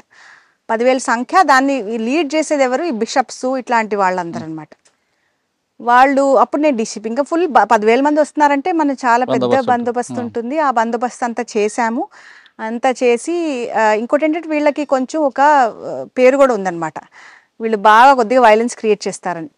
దానికోసం అన్ని అరేంజ్మెంట్స్ చేసి ఇంకా జనరలీ ఇప్పుడు సీనియర్ ఆఫీసర్స్ వాళ్ళతో మాట్లాడతారు కూడా, అప్పుడు డీసీపీ లెవెల్ కాదు, బాగా ఇంటెలిజెన్స్ ఏడీజీపీలు వీళ్ళందరూ మీరేమి గొడవలు చేయొద్దు అది ఇది మాట్లాడతారు. వాళ్ళు ఓకే అని అన్నారట. అవన్నీ మనకు తర్వాత తెలిసినవి. కానీ వచ్చి అప్పుడు ఇంకా వాళ్ళు మా ఎస్ఐని సరౌండ్ చేసి మా ఎస్ఐని కొడితే ఇంకా నేను అక్కడ స్పాట్లో ఉన్నా. ఇంకా మనం ఇంకా ఆలోచన చేసేది కూడా యంగ్ ఇది కాబట్టి ఇంకా మేము తీసుకుని లాఠీ చార్జ్ చేసాం అనమాట. ఎవరైతే మనకు అనవసరం లేదు, వాళ్ళు బిషప్స్ కానివ్వండి ఇది కానివ్వండి. అక్కడ మా డీజీపీ గారేమో అక్కడ కంగారు పడిపోతున్నారు, ఏంటి ఇప్పుడు వీళ్ళు, ఎందుకంటే ఇప్పుడు బిషప్స్ని కొట్టేశారు పోలీస్ అంటే చాలా దారుణం. ఇంకా మేము వాళ్ళని కొట్టేసాం. ఇంకా వాళ్ళు ఏంటంటే అక్కడ అది కాక ఇంకా ఈ బస్సులను తగలబెడుతున్నారు, ఎన్ని తగలబెడుతుంటే మొత్తం లాఠీ చార్జ్ చేసి మొత్తం క్లియర్ చేసేసాం అనమాట. That is one thing which was really appreciated. Generally మీడియాలో కూడా అయినా ఇక్కడైనా సరే పోలీస్ యాక్షన్ తీసుకుంటే అంత అప్రిషియేట్ చేయరు, బట్ దే సా ది నిజంగా కూడా మా ఆఫీసర్స్ని వాళ్ళు కొట్టడం అనేది మావి కావాలని అల్లకల్లోలం సృష్టించినది చూసి అదొక ఇదైందనమాట. అదైతే కొంతమంది they were asking for my suspension also. ఇట్లా వీళ్ళని కొట్టడం అనేది న్యాయం కాదు అది ఇది అని అంటే, బట్ అగైన్ అప్పుడు ఆ హోమ్ మినిస్టర్ గారే అన్నారు, నాకు తెలిసింది ఆ అమ్మాయి చూపించినంత ధైర్యం అసలు మీరు ఎవరు చూపించలేరు కదా, ఇంకా మీరు ఇంకెందుకు మాట్లాడుతున్నారు, ఇంక మాట్లాడొద్దు అని అన్నారండి. సో అదొక విజువల్ ఇదే అనమాట. అట్లీస్ట్ ఇంకా దాని తర్వాత అఫ్ కోర్స్ ఆడవాళ్ళు ఎక్కడికి వెళ్తే కూడా they use to be very happy అనమాట. రికగ్నిషన్ వచ్చేసారు, వాళ్ళు అచీవ్ చేసేస్తాం అన్నట్టు ఫీల్ అయిపోయేవాళ్ళు. అప్పుడే మీ పేరు మారుమోగినట్లుంది. DCP Trivandrum first DCP. Next SP Kollam అండి. అక్కడే ఈయన అబ్దుల్ నాసర్ మదనీ అది ఒక ఇదైందనమాట. That was a tricky matter. అది మా కేసు కాదు, బెంగళూరు బ్లాస్ట్ కేసు అనమాట. చాలా సీరియస్ మ్యాటర్. లష్కరే తోయబా టెర్రరిస్టులు ఉన్న మ్యాటరు. ఆయన ఇప్పుడు ఇతని మీద ఒక వారెంట్ అనేది వారెంట్ ఇష్యూ చేసింది అన్నమాట. కోర్టు ఇష్యూ చేస్తే బెంగళూరు పోలీస్ వచ్చి మాకు వారెంట్ ఇష్యూ చేయాలి, మేము ఎగ్జిక్యూట్ చేయాలి. మాకు సపోర్ట్ కావాలి. మామూలుగా ఎవరు వారంట్ సపోర్ట్ అంటే ఏముంది, మనం ఒక ఒక ఒక ఎస్ఐ 2-3 పంపిస్తాం అయిపోతుంది. కానీ ఈయనది ఇప్పుడు అబ్దుల్ నాసర్ మదనీ హోమ్ డిస్ట్రిక్ట్, ఆయన ఒక పీడీపీ పార్టీకి leader who was supporting the government on both the sides. ఇప్పుడు మాకు ఎల్డీఎఫ్ యూడీఎఫ్ ఆయన సపోర్ట్ చేయడం, అటు చేసేవాడు ఇటు చేసేవాడు, ఆయన చాలా ఒక స్ట్రాంగ్ బలగం ఉందన్నమాట అక్కడ. అది కాక ఏంటంటే ఆయన అన్వార్ షేరి అనే చోట్ల ఆయన ఒక అనాథాశ్రమం నడిపేవాడు. ఆ అనాథాశ్రమంలో చాలా ఒక 150 మంది వరకు ఒక 5 ఏళ్ళు 6 ఏళ్ల నుంచి 15-16 ఏళ్ల వయసున్న పిల్లలు అందరూ ఉన్నారనమాట. అయితే ఆయన ఇట్లా వచ్చింది బెంగళూరు పోలీసుని తెలియగానే వెళ్ళి అక్కడ కూర్చున్నాడు. ఇప్పుడు మాకు ఇదేంటంటే ఇప్పుడు మేము యాక్షన్ తీసుకుంటే పిల్లలకి ఏమి జరగకూడదు, హాని జరగకూడదు. రెండోది ఆయన ఏది జరిగినా ఇప్పుడు ఇలాంటి విజువల్ లోపల నుంచి బయటకు వచ్చినా అది కమ్యూనల్ రైట్స్లోకి వెళ్ళిపోతుంది, అది చాలా ఒక సీరియస్ మ్యాటర్ అవుతుంది. అది కాక ఈజ్ అ టెర్రరిస్ట్. 3 యాంగిల్స్ ఉన్నాయన్నమాట. ఆయన అక్కడికి వెళ్ళి కూర్చుని ఒక సవాల్ విసిరాడు అనమాట. నేను ఎక్కడున్నానో పోలీసుకి తెలుసు కదా, నేనేం దాక్కులేను, మీరే రండి, మీరే వచ్చి నన్ను తీసుకెళ్ళండి అని. సో అది మాకు ఛాలెంజ్ ఇచ్చాడు ఆయన. ఛాలెంజ్ ఇస్తే ఇంకా అప్పుడు ఇంకా మేము కూర్చుని, అప్పుడు మా ఐజీ గారు ఉండేవాళ్ళు హేమచంద్రన్ గారు అని, ఆయన చాలా కామ్ మనిషి అనమాట.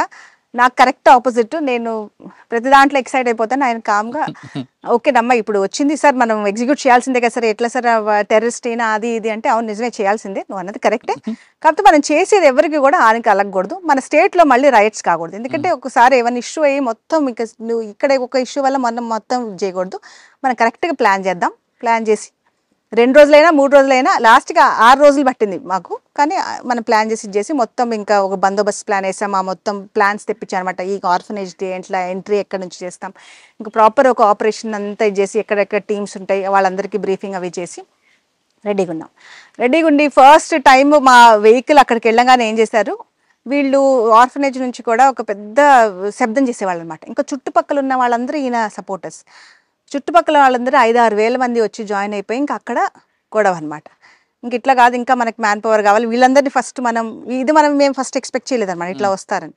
సరే మళ్ళీ మేము వెనక్కి వెళ్ళి మళ్ళీ అంతా చేసుకుని నెక్స్ట్ డే వెళ్ళి ఇంకా మొత్తం అక్కడ కూడా బాగా లాఠీ చార్జ్ చేయాల్సి వచ్చింది. మళ్ళీ టియర్ గ్యాస్ యూస్ చేసాము, ఇవన్నీ కూడా యూస్ చేసి ఇంకా ఫైరింగ్ అంటే రబ్బర్ బుల్లెట్స్ వీటితో ఫైరింగ్ చేసి అంతా క్లియర్ చేసామన్నమాట. క్లియర్ చేసి దాని తర్వాత మేము నోటీసులు పంపించాము, ఎవరైతే ఇట్లా పోలీస్ ఇది చేస్తారో they will also be like involved in the crime అన్నట్టు, మీరు పోలీస్ యాక్షన్ని ఇది చేస్తే అని చెప్పి మొత్తం నోటీసులు అన్నీ ఇంకా ఈయనకి ఉన్న సపోర్టర్స్ వీళ్ళకి అన్నీ పంపించేసి అతికిచ్చేసి చేసి తర్వాత నెక్స్ట్ డే మళ్ళీ 144 చేసామన్నమాట. ఇంకెవ్వరు బయటికి రాకూడదు.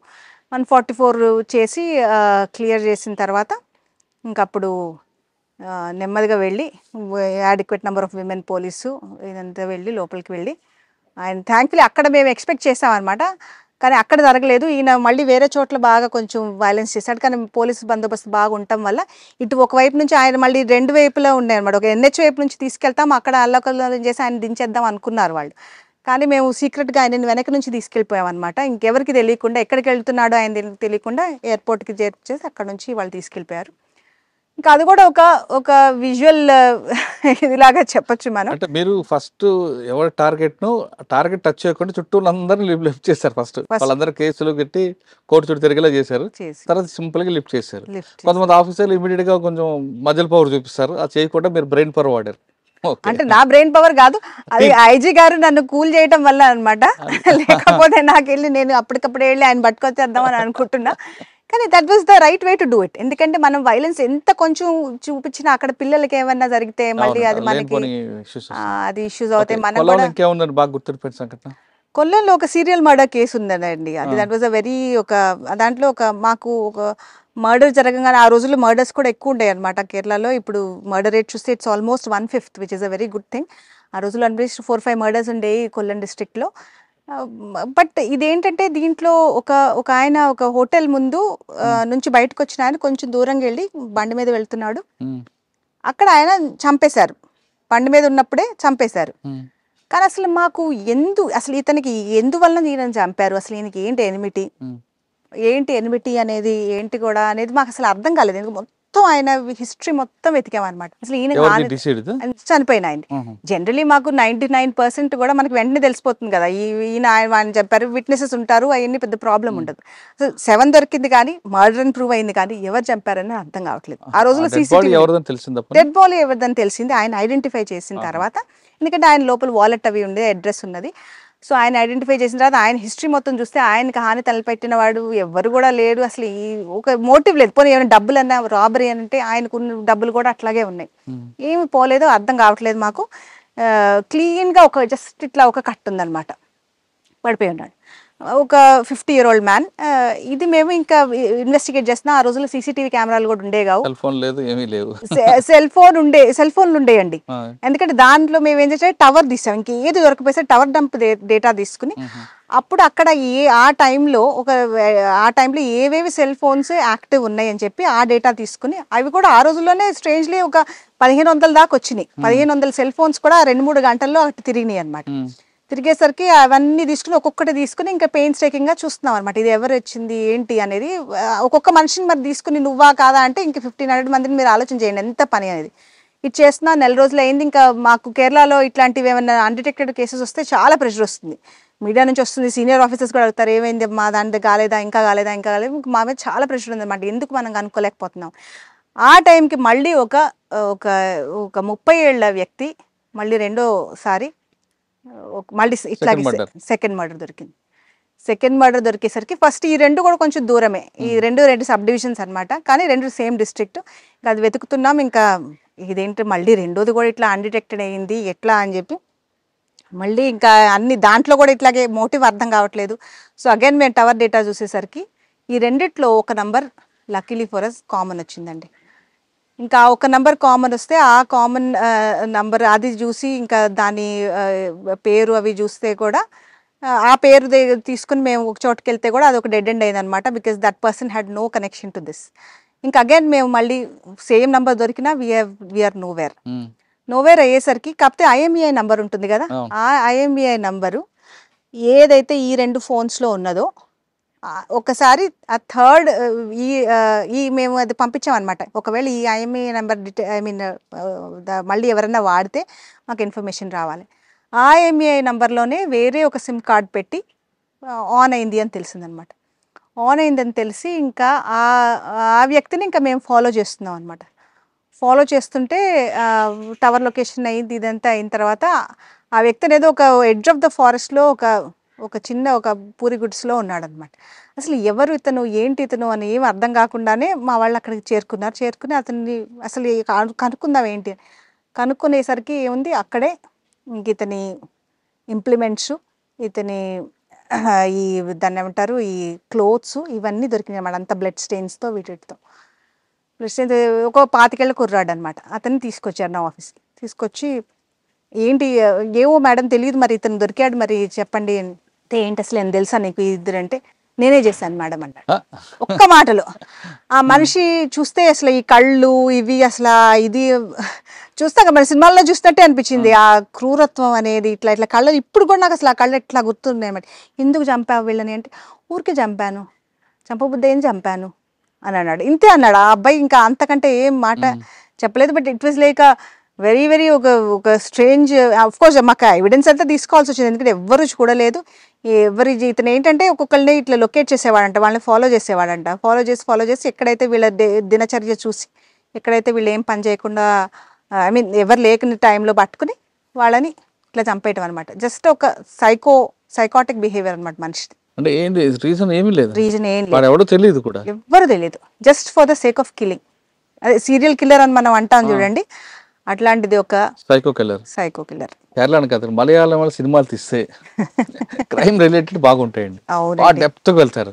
అంటే ఇటువంటి సీన్స్ అన్ని తీసుకుంటారేంటి వాళ్ళని చూసి వీళ్ళు తయారవుతారు, వీళ్ళు చూసి వాళ్ళ స్టోరీలు వస్తాయి. రెండు కూడా కదండి. ఇప్పుడు మనకు విన్నాం కదా, మనం వింటాం కదా, ఈ సినిమా చూసి అట్లాగే వీళ్ళు చేశారని వింటూనే ఉంటాం కదా మనం. కాకపోతే వీళ్ళు రీసెర్చ్ బాగా చేస్తారండి సినిమా వాళ్ళు. వచ్చి పోలీస్ ఆఫీసర్స్ ని మొత్తం కథలు అడుగుతారు. అది కాక యూనిఫామ్ ఎట్లా, ఒకసారి మన తెలుగు సినిమాలో నాకు చాలా బాధ అనిపిస్తుంది, కరెక్ట్ స్టార్స్ పెట్టుకోరు. మనకి ఇన్స్పెక్టర్ అంటాడు 2 స్టార్లు ఉంటాయి, ఎస్పీ అంటాడు ఒక సింగిల్ స్టార్ ఉంటుంది. అది ప్రాబ్లం మన వాళ్ళకి. కానీ వీళ్ళు బాగా ఇన్ డెప్త్ వెళ్తారు. అది కాక దీస్ పీపుల్ హ్యావ్ అదే అంటే they have a love and hate relationship with police అనమాట. పోలీస్ లేకుండా వీళ్ళు బ్రతకలేరు, కానీ పోలీస్ అంటే కూడా కాన్స్టెంట్ గా ఒక క్రిటిసిజం కూడా చేస్తూ ఉంటారు. అవునా? అవును అంటే వీళ్ళు తీసే సినిమాలన్నీ కూడా క్రైమ్ రిలేటెడ్ ఉంటాయండి. అవును, అంటే పోలీస్కి ఎగ్నిస్ట్ కూడా ఉంటారు ఇక్కడ. అగేన్స్ట్ ఉంటారు, ఫార్ ఉంటారు, రెండు ఉంటారు. అగేన్స్ట్ ఉంటారండి. అందుకనే Kerala police is one of the it's like the best police force in the country అనేది వీళ్ళు అంత ప్రెషర్ పెట్టడం వల్లనే, మన వాళ్ళు ప్రశ్నించకపోవటం వల్లనే పోలీసు అట్లా పైకి రావట్లేదు అనిపిస్తుంది. ఇక్కడ ఏది కూడా ఇప్పుడు ఫోన్ ఎత్తకపోతే ఇమీడియట్ గా మా బాస్కి వెళ్ళిపోతుంది ఫోన్. ఆయన నాకు ఫోన్ చేసి అడుగుతారు, ఏంటమ్మా వీళ్ళు ఫోన్ చేశారంట నువ్వు ఎత్తట్లేదు అంటారు. ఇప్పుడు మనకి నా బ్యాచ్ మెట్స్ ఒకసారి పట్టుకోవాలంటే కూడా ఒకసారి కష్టం అవుతుంది ఫోన్లో. వాట్సాప్ చేసి నేను చేస్తున్నా నీకు వీలు ఉన్నప్పుడు ఫోన్ చేయంటే అది చూసి తర్వాత చేయటమే. కానీ ఇక్కడ we have to be available. ఇది కాదు ఫోన్ చేద్దాం డైరెక్ట్ ఎస్పీకే, ఒక్కోసారి ఎస్పీకే ఫోన్ చేస్తారు, ఐజీకే ఫోన్ చేస్తారు. ఇప్పుడు నేను సిఎండి అయితే అక్కడ షాప్ నుంచి మేడం నాకు చిల్లర్లు ఇవ్వట్లేదని నాకు ఫోన్ చేస్తారు. So they think it's there, it goes to too much level, but they still think that this is their duty. Public లో విజిలెన్స్ ఉంది, బాగా విజిలెన్స్ ఉంది. కానీ మరి మీకు కొంచెం హెడేక్ అవుతుంది కదండి. హెడేక్ అవుతుంది, కానీ that's how it is. Madam కేరళలో ఒక డీజీని కలవాలన్నా, హోమ్ మినిస్టర్ కలవాలన్నా, సీఎంని కలవాలన్నా ఆటో ఆ వ్యక్తి ఆయనకి అపాయింట్మెంట్ ఇస్తారండి, వాస్తవం అండి? ఎస్. ఇప్పుడు డీజీ గారు కూడా ఇప్పుడు మేము వెళ్తే కూడా we just walk in to the DG's room అండి. మేము బయట కూర్చోం. కొన్ని స్టేట్స్లో మాకు తెలిసింది ఏంటంటే 5-6 గంటలు ఏడీజీపీస్ కూడా వెయిట్ చేస్తారు డీజీ గారి గురించి అని. మేము ఎవరు ఉన్నా సరే డీజీ గారి రూమ్లో మేము వెళ్ళిపోయి మాకు సార్ ఇట్లా 2 నిమిషాలు ఇది అని చెప్పేస్తాం, మేము బయట వచ్చేస్తాం. అంతేగాని మాకు కొన్ని స్టేట్లో డీజీ గారు కారిడార్లు నడుస్తున్న కూడా మాట్లాడుతుంటారు. ప్రతి డీజీ గారికి రోజు కూడా ఒక 50 మంది అన్నా వస్తారండి కలవటానికి. సీఎం గారికి కూడా అంతే టైమింగ్ స్పెషల్గా పెడతారు. ఏ మినిస్టర్ అయినా సీఎం అయినా ఆ టైమింగ్స్లో వీళ్ళని కలుస్తారనమాట. కొల్లం తర్వాత నెక్స్ట్ కొల్లం తర్వాత నేను ఎర్నాకుళం రూరల్ వెళ్ళానండి. అక్కడ ఒక కేసు అంటే ఒక సీరియస్ మ్యాటర్ అంటే ఒక హ్యూమన్ ట్రాఫికింగ్ కేసు అనమాట. అది నాకు చాలా పోలీసులో మనము ఒకటి ఎప్పుడు గ్రహించమండి. పోలీసులు ఇంత చూస్తున్నారు కదా, వాళ్ళ మనసు ఎట్లా ట్రామటైజ్ అవుతుందా, దాని గురించి ఏం చేయాలి అనేది మనం ఎప్పుడు ఆలోచన చేయం. అది మాకు కూడా కౌన్సిలింగ్లు ఇవన్నీ ఉండాలి అని అనుకున్నాను. ఎందుకంటే ఆ కేసు చూసినప్పుడు ఇట్స్ హ్యూమన్ ట్రాఫికింగ్ కేసు. ఒక 17 ఏళ్ల అమ్మాయి అనమాట. ఆ అమ్మాయి ఒక తప్పు వయసు చెప్పి 18 అని చెప్పి ఆ అమ్మాయిని చాలా ఒక 100 మందికి పైగా అబ్యూస్ చేశారు. అంత చిన్నపిల్లని 14 ఏళ్ల నుంచి 17 ఏళ్ళ 3 సంవత్సరాల వరకు 100 మంది ఆ అమ్మాయిని అబ్యూస్ చేశారంటే అసలు ఆ అమ్మాయి స్టేట్మెంట్స్ తీసుకుని ఒక్కొక్కళ్ళు, అది కాక ఆ పిల్లకి గుర్తు తెప్పించి మనం ఒక్కొక్కళ్ళని తీసుకొచ్చి ఆ అమ్మాయికి ఐడెంటిఫై చేయించి ఇది చేసి ఒక్కొక్క కేసుకి ఛార్జ్ షీట్ చేసి చాలా ఒక పెద్ద ప్రాసెస్ అయిందనమాట. అది కాక ఆ అమ్మాయిని ట్రాఫిక్ చేసింది ఒక పెద్ద గ్యాంగ్ అనమాట, విచ్ వేర్ లైక్ ఇక్కడ ఒక గుండా గ్యాంగ్ లాంటి గ్యాంగ్ అనమాట. వాళ్ళని ట్రేస్ చేసి పట్టుకుని ఇవన్నీ. కానీ ఆ పిల్ల అనేది ఎంత చిన్నపిల్ల, ఆ పిల్లకి చిన్నప్పటి నుంచి కూడా చదువుకోవాలని చాలా ఇష్టం ఉండేది. కానీ ఇంకా తల్లిదండ్రులు బాగా పేదరికంలో ఉండటం వల్ల ఇంకా ఈ పిల్ల ఇట్లా వచ్చేసి చాలా మంది 100% చదువుకునే ఉన్నారు కదండి ఇక్కడ కేరళలో. ఈ అమ్మాయి కాసర్గోడ్ జిల్లా నుంచి అండి, అది బార్డర్ ఏరియా అనమాట. అక్కడ అంటే 14-15 ఏళ్ళ వరకు ఈ పాప చదువుకుంది, స్కూల్కి వెళ్ళింది. కానీ ఇంకా దాని తర్వాత ఇది మాన్పించేసి దీనికి పంపించేసి బెంగళూరు తీసుకెళ్ళి అక్కడ అబ్యూస్ చేయించి మళ్ళీ ఇక్కడ తీసుకొచ్చి ఇట్లా చాలా చేశారు ఆ అమ్మాయిని. హ్యూమన్ ట్రాఫికింగ్ కేసులు తక్కువ అంటారండి కేరళలో? అవును తక్కువే, కానీ ఆ కేసు ఇప్పుడు వేరే స్టేట్స్ తో కంపేర్ చేసుకుంటే చాలా తక్కువ. వాళ్ళే అమ్మాయిలు వెళ్ళి నర్సు గానో టీచర్స్ గానో పనిచేస్తారు వేరే స్టేట్ లో, హ్యూమన్ ట్రాఫిక్ ఉండదు అనేది వాస్తవేనా? తక్కువ ఉండదు అని అనలేమండి మనం, తక్కువ. ఎందుకంటే ఇప్పుడు అమ్మాయిలు కూడా ఇప్పుడు వీళ్ళు గల్ఫ్లోకి వెళ్తారు చూడండి, గల్ఫ్లోకి ఇక్కడ నుంచి చాలా మంది వెళ్తారు. అక్కడ ఏం జరుగుతూ ఉంది, వాళ్ళకి కరెక్ట్ పేమెంట్ ఇస్తున్నారా లేదా, వాళ్ళకి అక్కడ ఉందా అని. ఇప్పుడు మాకు స్పెషల్గా ఒక ఎస్పీ ఎన్ఆర్ఐ అని ఉన్నారనమాట. ఆయన కేవలం చేసేది ఇది and welfare of the like people who have gone abroad అనమాట. లేదని మనం చెప్పలేం, తక్కువ అని చెప్పాలి. ఇక్కడ విమెన్ మిస్సింగ్ కేసు కూడా చాలా సీరియస్గా తీసుకుంటామండి మేము. చైల్డ్ మిస్సింగ్ కేసు అయితే మరీ సీరియస్, విమెన్ మిస్సింగ్ కేసు కూడా నాగరాజ్ గారు చెప్పారు కదా, ఆయన విమెన్ మిస్సింగ్ కేసు చేయడం వల్ల అది మనకి హ్యూమన్ సాక్రిఫైస్ కేసు అని తెలిసింది. ఒక లేడీ మిస్ అయితే మనం ఎప్పుడు కూడా ఆ కేసు కొట్టేయం. ఆ లేడీని పిలుచుకొచ్చి ఎట్లాగైనా కోర్టు ముందు హాజరు చేస్తేనే చేస్తాం. Actually it is not even a cognizable offence. ఇప్పుడు మరి దెర్ ఇస్ నో ఎఫ్ఐఆర్, కానీ మేము ఒక ఎఫ్ఐఆర్ రాస్తాం అనమాట అండర్ క్యాప్షన్ మ్యాన్ మిస్సింగ్ అని చెప్తాం. ఇప్పుడు మాకు కేరళ పోలీస్ యాక్ట్ లో కూడా ఒక సెక్షన్ మేజర్ అయినా స్టేట్మెంట్ ఇవ్వాలి, కోర్టు ముందు హాజరు చేస్తాం అనమాట. నేను నా సొంతంగానే వెళ్ళాను. ఎలోప్మెంట్లు ఉన్నా తీసుకొస్తామండి. అది చాలా పెయిన్ఫుల్ మాకు కూడా ఒక్కొక్కసారి. అన్నా సరే మీకు ఉంది కేసు, మీరు రావాలి. ఎందుకంటే ఎవరో ఒకళ్ళు కంప్లైంట్ కూడా ఇస్తారు కదా, తల్లిదండ్రులు ఎవరో ఒకళ్ళు చెప్తారు కదా మా అమ్మాయి కనిపించట్లేదు అని. ఒకసారి వైఫ్స్ గురించి కూడా హస్బెండ్స్ ఇస్తారు, వైఫ్స్ వేరే వాళ్ళతో వెళ్ళిపోయిన అప్పుడు కూడా మేము లేడీస్ అయితే తీసుకొస్తాం. అందుకనే ఆ విజిలెన్స్ చాలా ఉంటుందండి, ఎందుకంటే we don't want women to be missing. Child missing అంటే చాలా సీరియస్. ఇప్పుడు ఎర్నాకుళం రూరల్ మీకు శబరిమల మీకే వచ్చేదా? ఎర్నాకుళం రూరల్లో వచ్చేది కాదండి, కానీ నేను ఐజీ సౌత్ జోన్ లాగా చేశాను అనమాట 2 సంవత్సరాలు. 2 సార్లు కూడా మన తెలుగు వాళ్ళు ఫెస్టివల్ మొత్తం మన ఫెస్టివల్ అంతా శబరిమల అంతా కూడా అది హ్యూజ్ బందోబస్తు అండి మాకు. నేను అనుకుంటా ఎర్నాకుళం రూరల్ తర్వాత ఎర్నాకుళం రూరల్ తర్వాత ఇంకా మేము తర్వాత నేను విజిలెన్స్లో కొంతకాలం పనిచేసి తర్వాత మేము సిబిఐకి వెళ్ళామండి, బాంబే. సిబిఐలో నేను I was the first SP who was given. ఆ రోజుల్లో ఎస్పీస్ ఉండేవాళ్ళు, తర్వాత హెడ్ ఆఫ్ ద బ్రాంచ్ అంటారు అనమాట, జనరలీ డిఐజీస్ ఉంటారు. కానీ నాకు ఫస్ట్ వెళ్ళంగానే వెంటనే హెడ్ ఆఫ్ ద బ్రాంచ్ ఇచ్చారు. It was a banking and securities fraud అనమాట.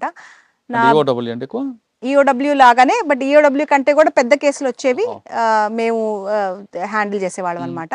అది కూడా Bombay is a financial capital కాబట్టి మాకు అది కూడా నా ఇప్పుడు కాస్ట్ అకౌంటెన్సీ బ్యాక్గ్రౌండ్ చూసి వాళ్ళు నాకు ఆ కేసు ఇచ్చారు, ఎందుకంటే ఇట్స్ బేసికలీ ఫైనాన్షియల్ ఫ్రాడ్ కాబట్టి. అండ్ ఇప్పుడు కూడా అంతంత కోట్ల ఇది ఫస్ట్ టైం చూడటం అనమాట. ఏ కేసు ముట్టుకున్న 1000 కోట్లు అనేవాళ్ళు, 1000 కోట్ల ఫ్రాడ్. 1000 కోట్ల ఫ్రాడ్ అంటే అన్ని సున్నాలు అసలు ఎన్ని ఉంటాయని కూడా మనకు అంతకంటే ముందు. ఇక్కడ ఎస్పీగా ఉన్నప్పుడు అయితే మహా అయితే 5 లక్షలు 10 లక్షలు అంతవరకేనండి.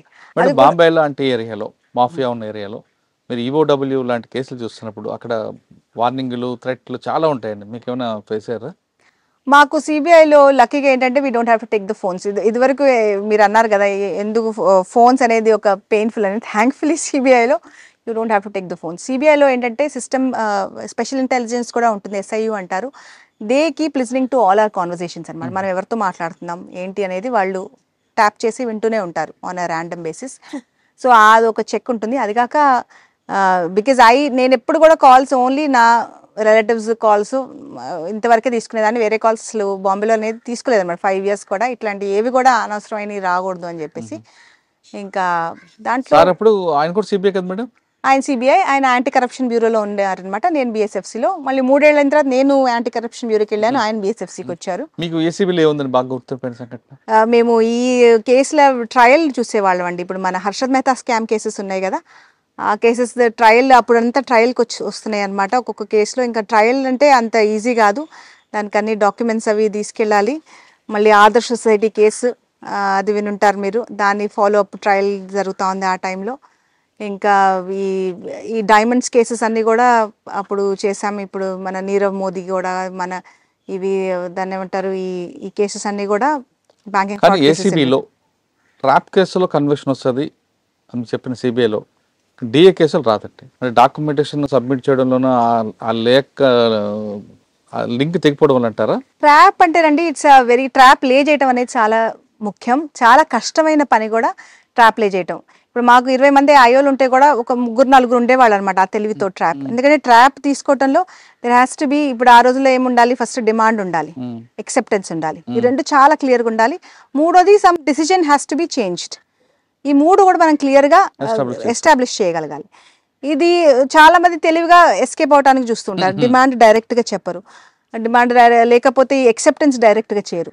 అందుకని ఈ ట్రాప్ ఒకవేళ ట్రాప్ లే చేయటం ఆ రోజు మనకి తెలిసిపోతుంది ఇది కేసు కన్విక్షనా కాదా అని. ఎందుకంటే అప్పుడే అన్ని కరెక్ట్గా ఉంది, ఆ డిమాండ్ ఉంది ఏదండి అంటే మనం రికార్డ్ చేస్తాం అనమాట. రికార్డ్ చేసినప్పుడు వింటాం, ఓకే ఇంగ్రీడియంట్స్ ఉన్నాయి, ఓకే టిక్, ఎక్సెప్ట్ చేశాడంటే అక్కడ పెట్టమన్నాడు, అక్కడ నుంచి మళ్ళీ థర్డ్ పార్టీ వచ్చి విట్నెసెస్ వచ్చి తీసుకున్నారు, అది ఉంటుంది. So trap case is a very easy case. ఆ రోజు కష్టపడితే మనం తర్వాత పెద్ద ఒక 10 మంది విట్నెసెస్తో అయిపోతుంది. కానీ డిఏ అలా కాదు, డిఏ అలా కాదు. ఓకే. కానీ డిఏ కేసుల్లో స్టేట్ ఏసీబీ కానీ స్టేట్లో కర్ణాటక లోకాయుక్త కాకుండా మిగతా స్టేట్లో ఏసీబీ అరెస్ట్ చేస్తుంది డిఏ కేసులో కూడా. కానీ సిబిఐలో డిఏ కేసులో అరెస్ట్ వద్దంటారు, అరెస్ట్ మ్యాండేటరీ కాదంటారు, ఎందుకండి? యాక్చువల్లీ సిబిఐలో ఏది కేసులో కూడా ఇప్పుడు మేము ఉన్నప్పుడైతే ఏ కేసు అయినా సరే అరెస్ట్ అనేది మ్యాండేటరీ కాదనేవాళ్ళు. Why do we arrest somebody అండి? Number 1 that he will influence the witnesses, number 2 that he might destroy the evidence. ఈ 2 కారణాల వల్ల, ఆర్ హీ మైట్ ఎస్కేప్. ఈ 3 he might escape and he will not face the trial of the law. సిబిఐలో ఏంటంటే point, మా cases అన్నీ కూడా they are almost document base. At least మేము చేసిన కేసు BSFC EOW దీంట్లో మళ్ళీ దాన్ని ఏమంటారు హామిసైడ్ కేసెస్ అవంటే సరే అది డిఫరెంట్ స్టోరీ.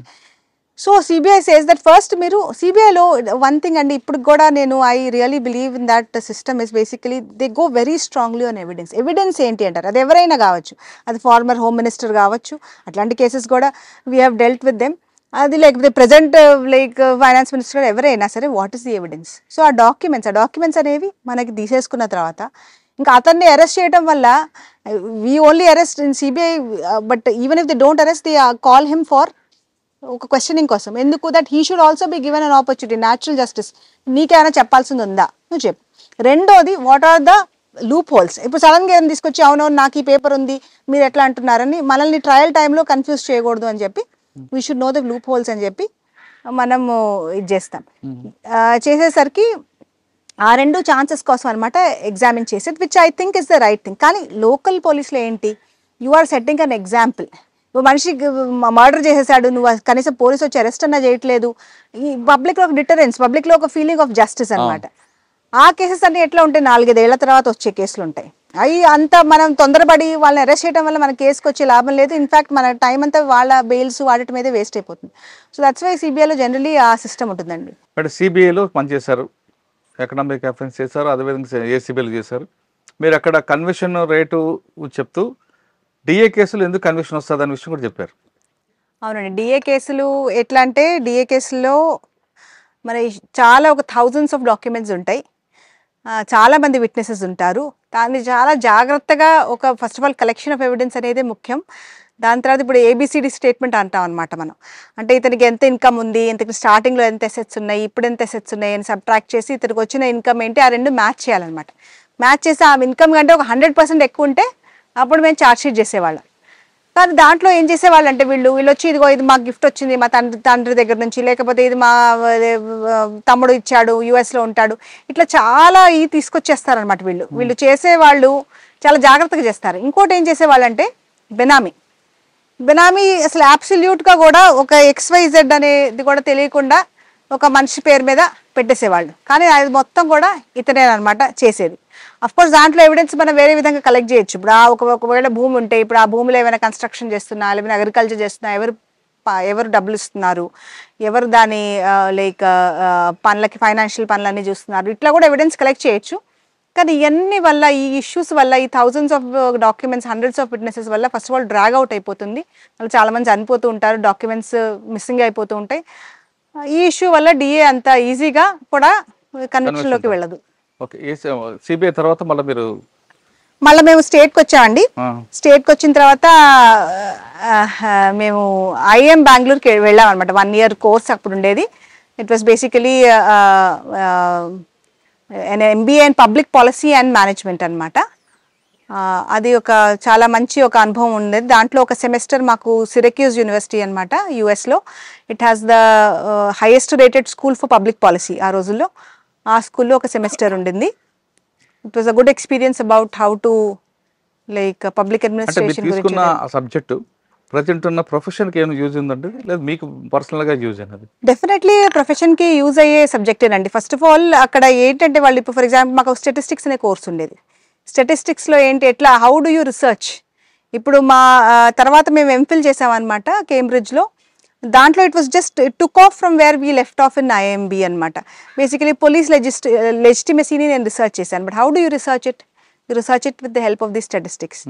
దెన్ లైక్ ఇప్పుడు for example policy window concept ఒకటి ఉంటుంది అనమాట. చదువుకున్న క్వాలిఫికేషన్కి ఈ ప్రొఫెషన్కి మ్యాచ్ అయ్యిందంటారు? Yes definitely. ఎందుకంటే that programme was tailor made for public servants అనమాట.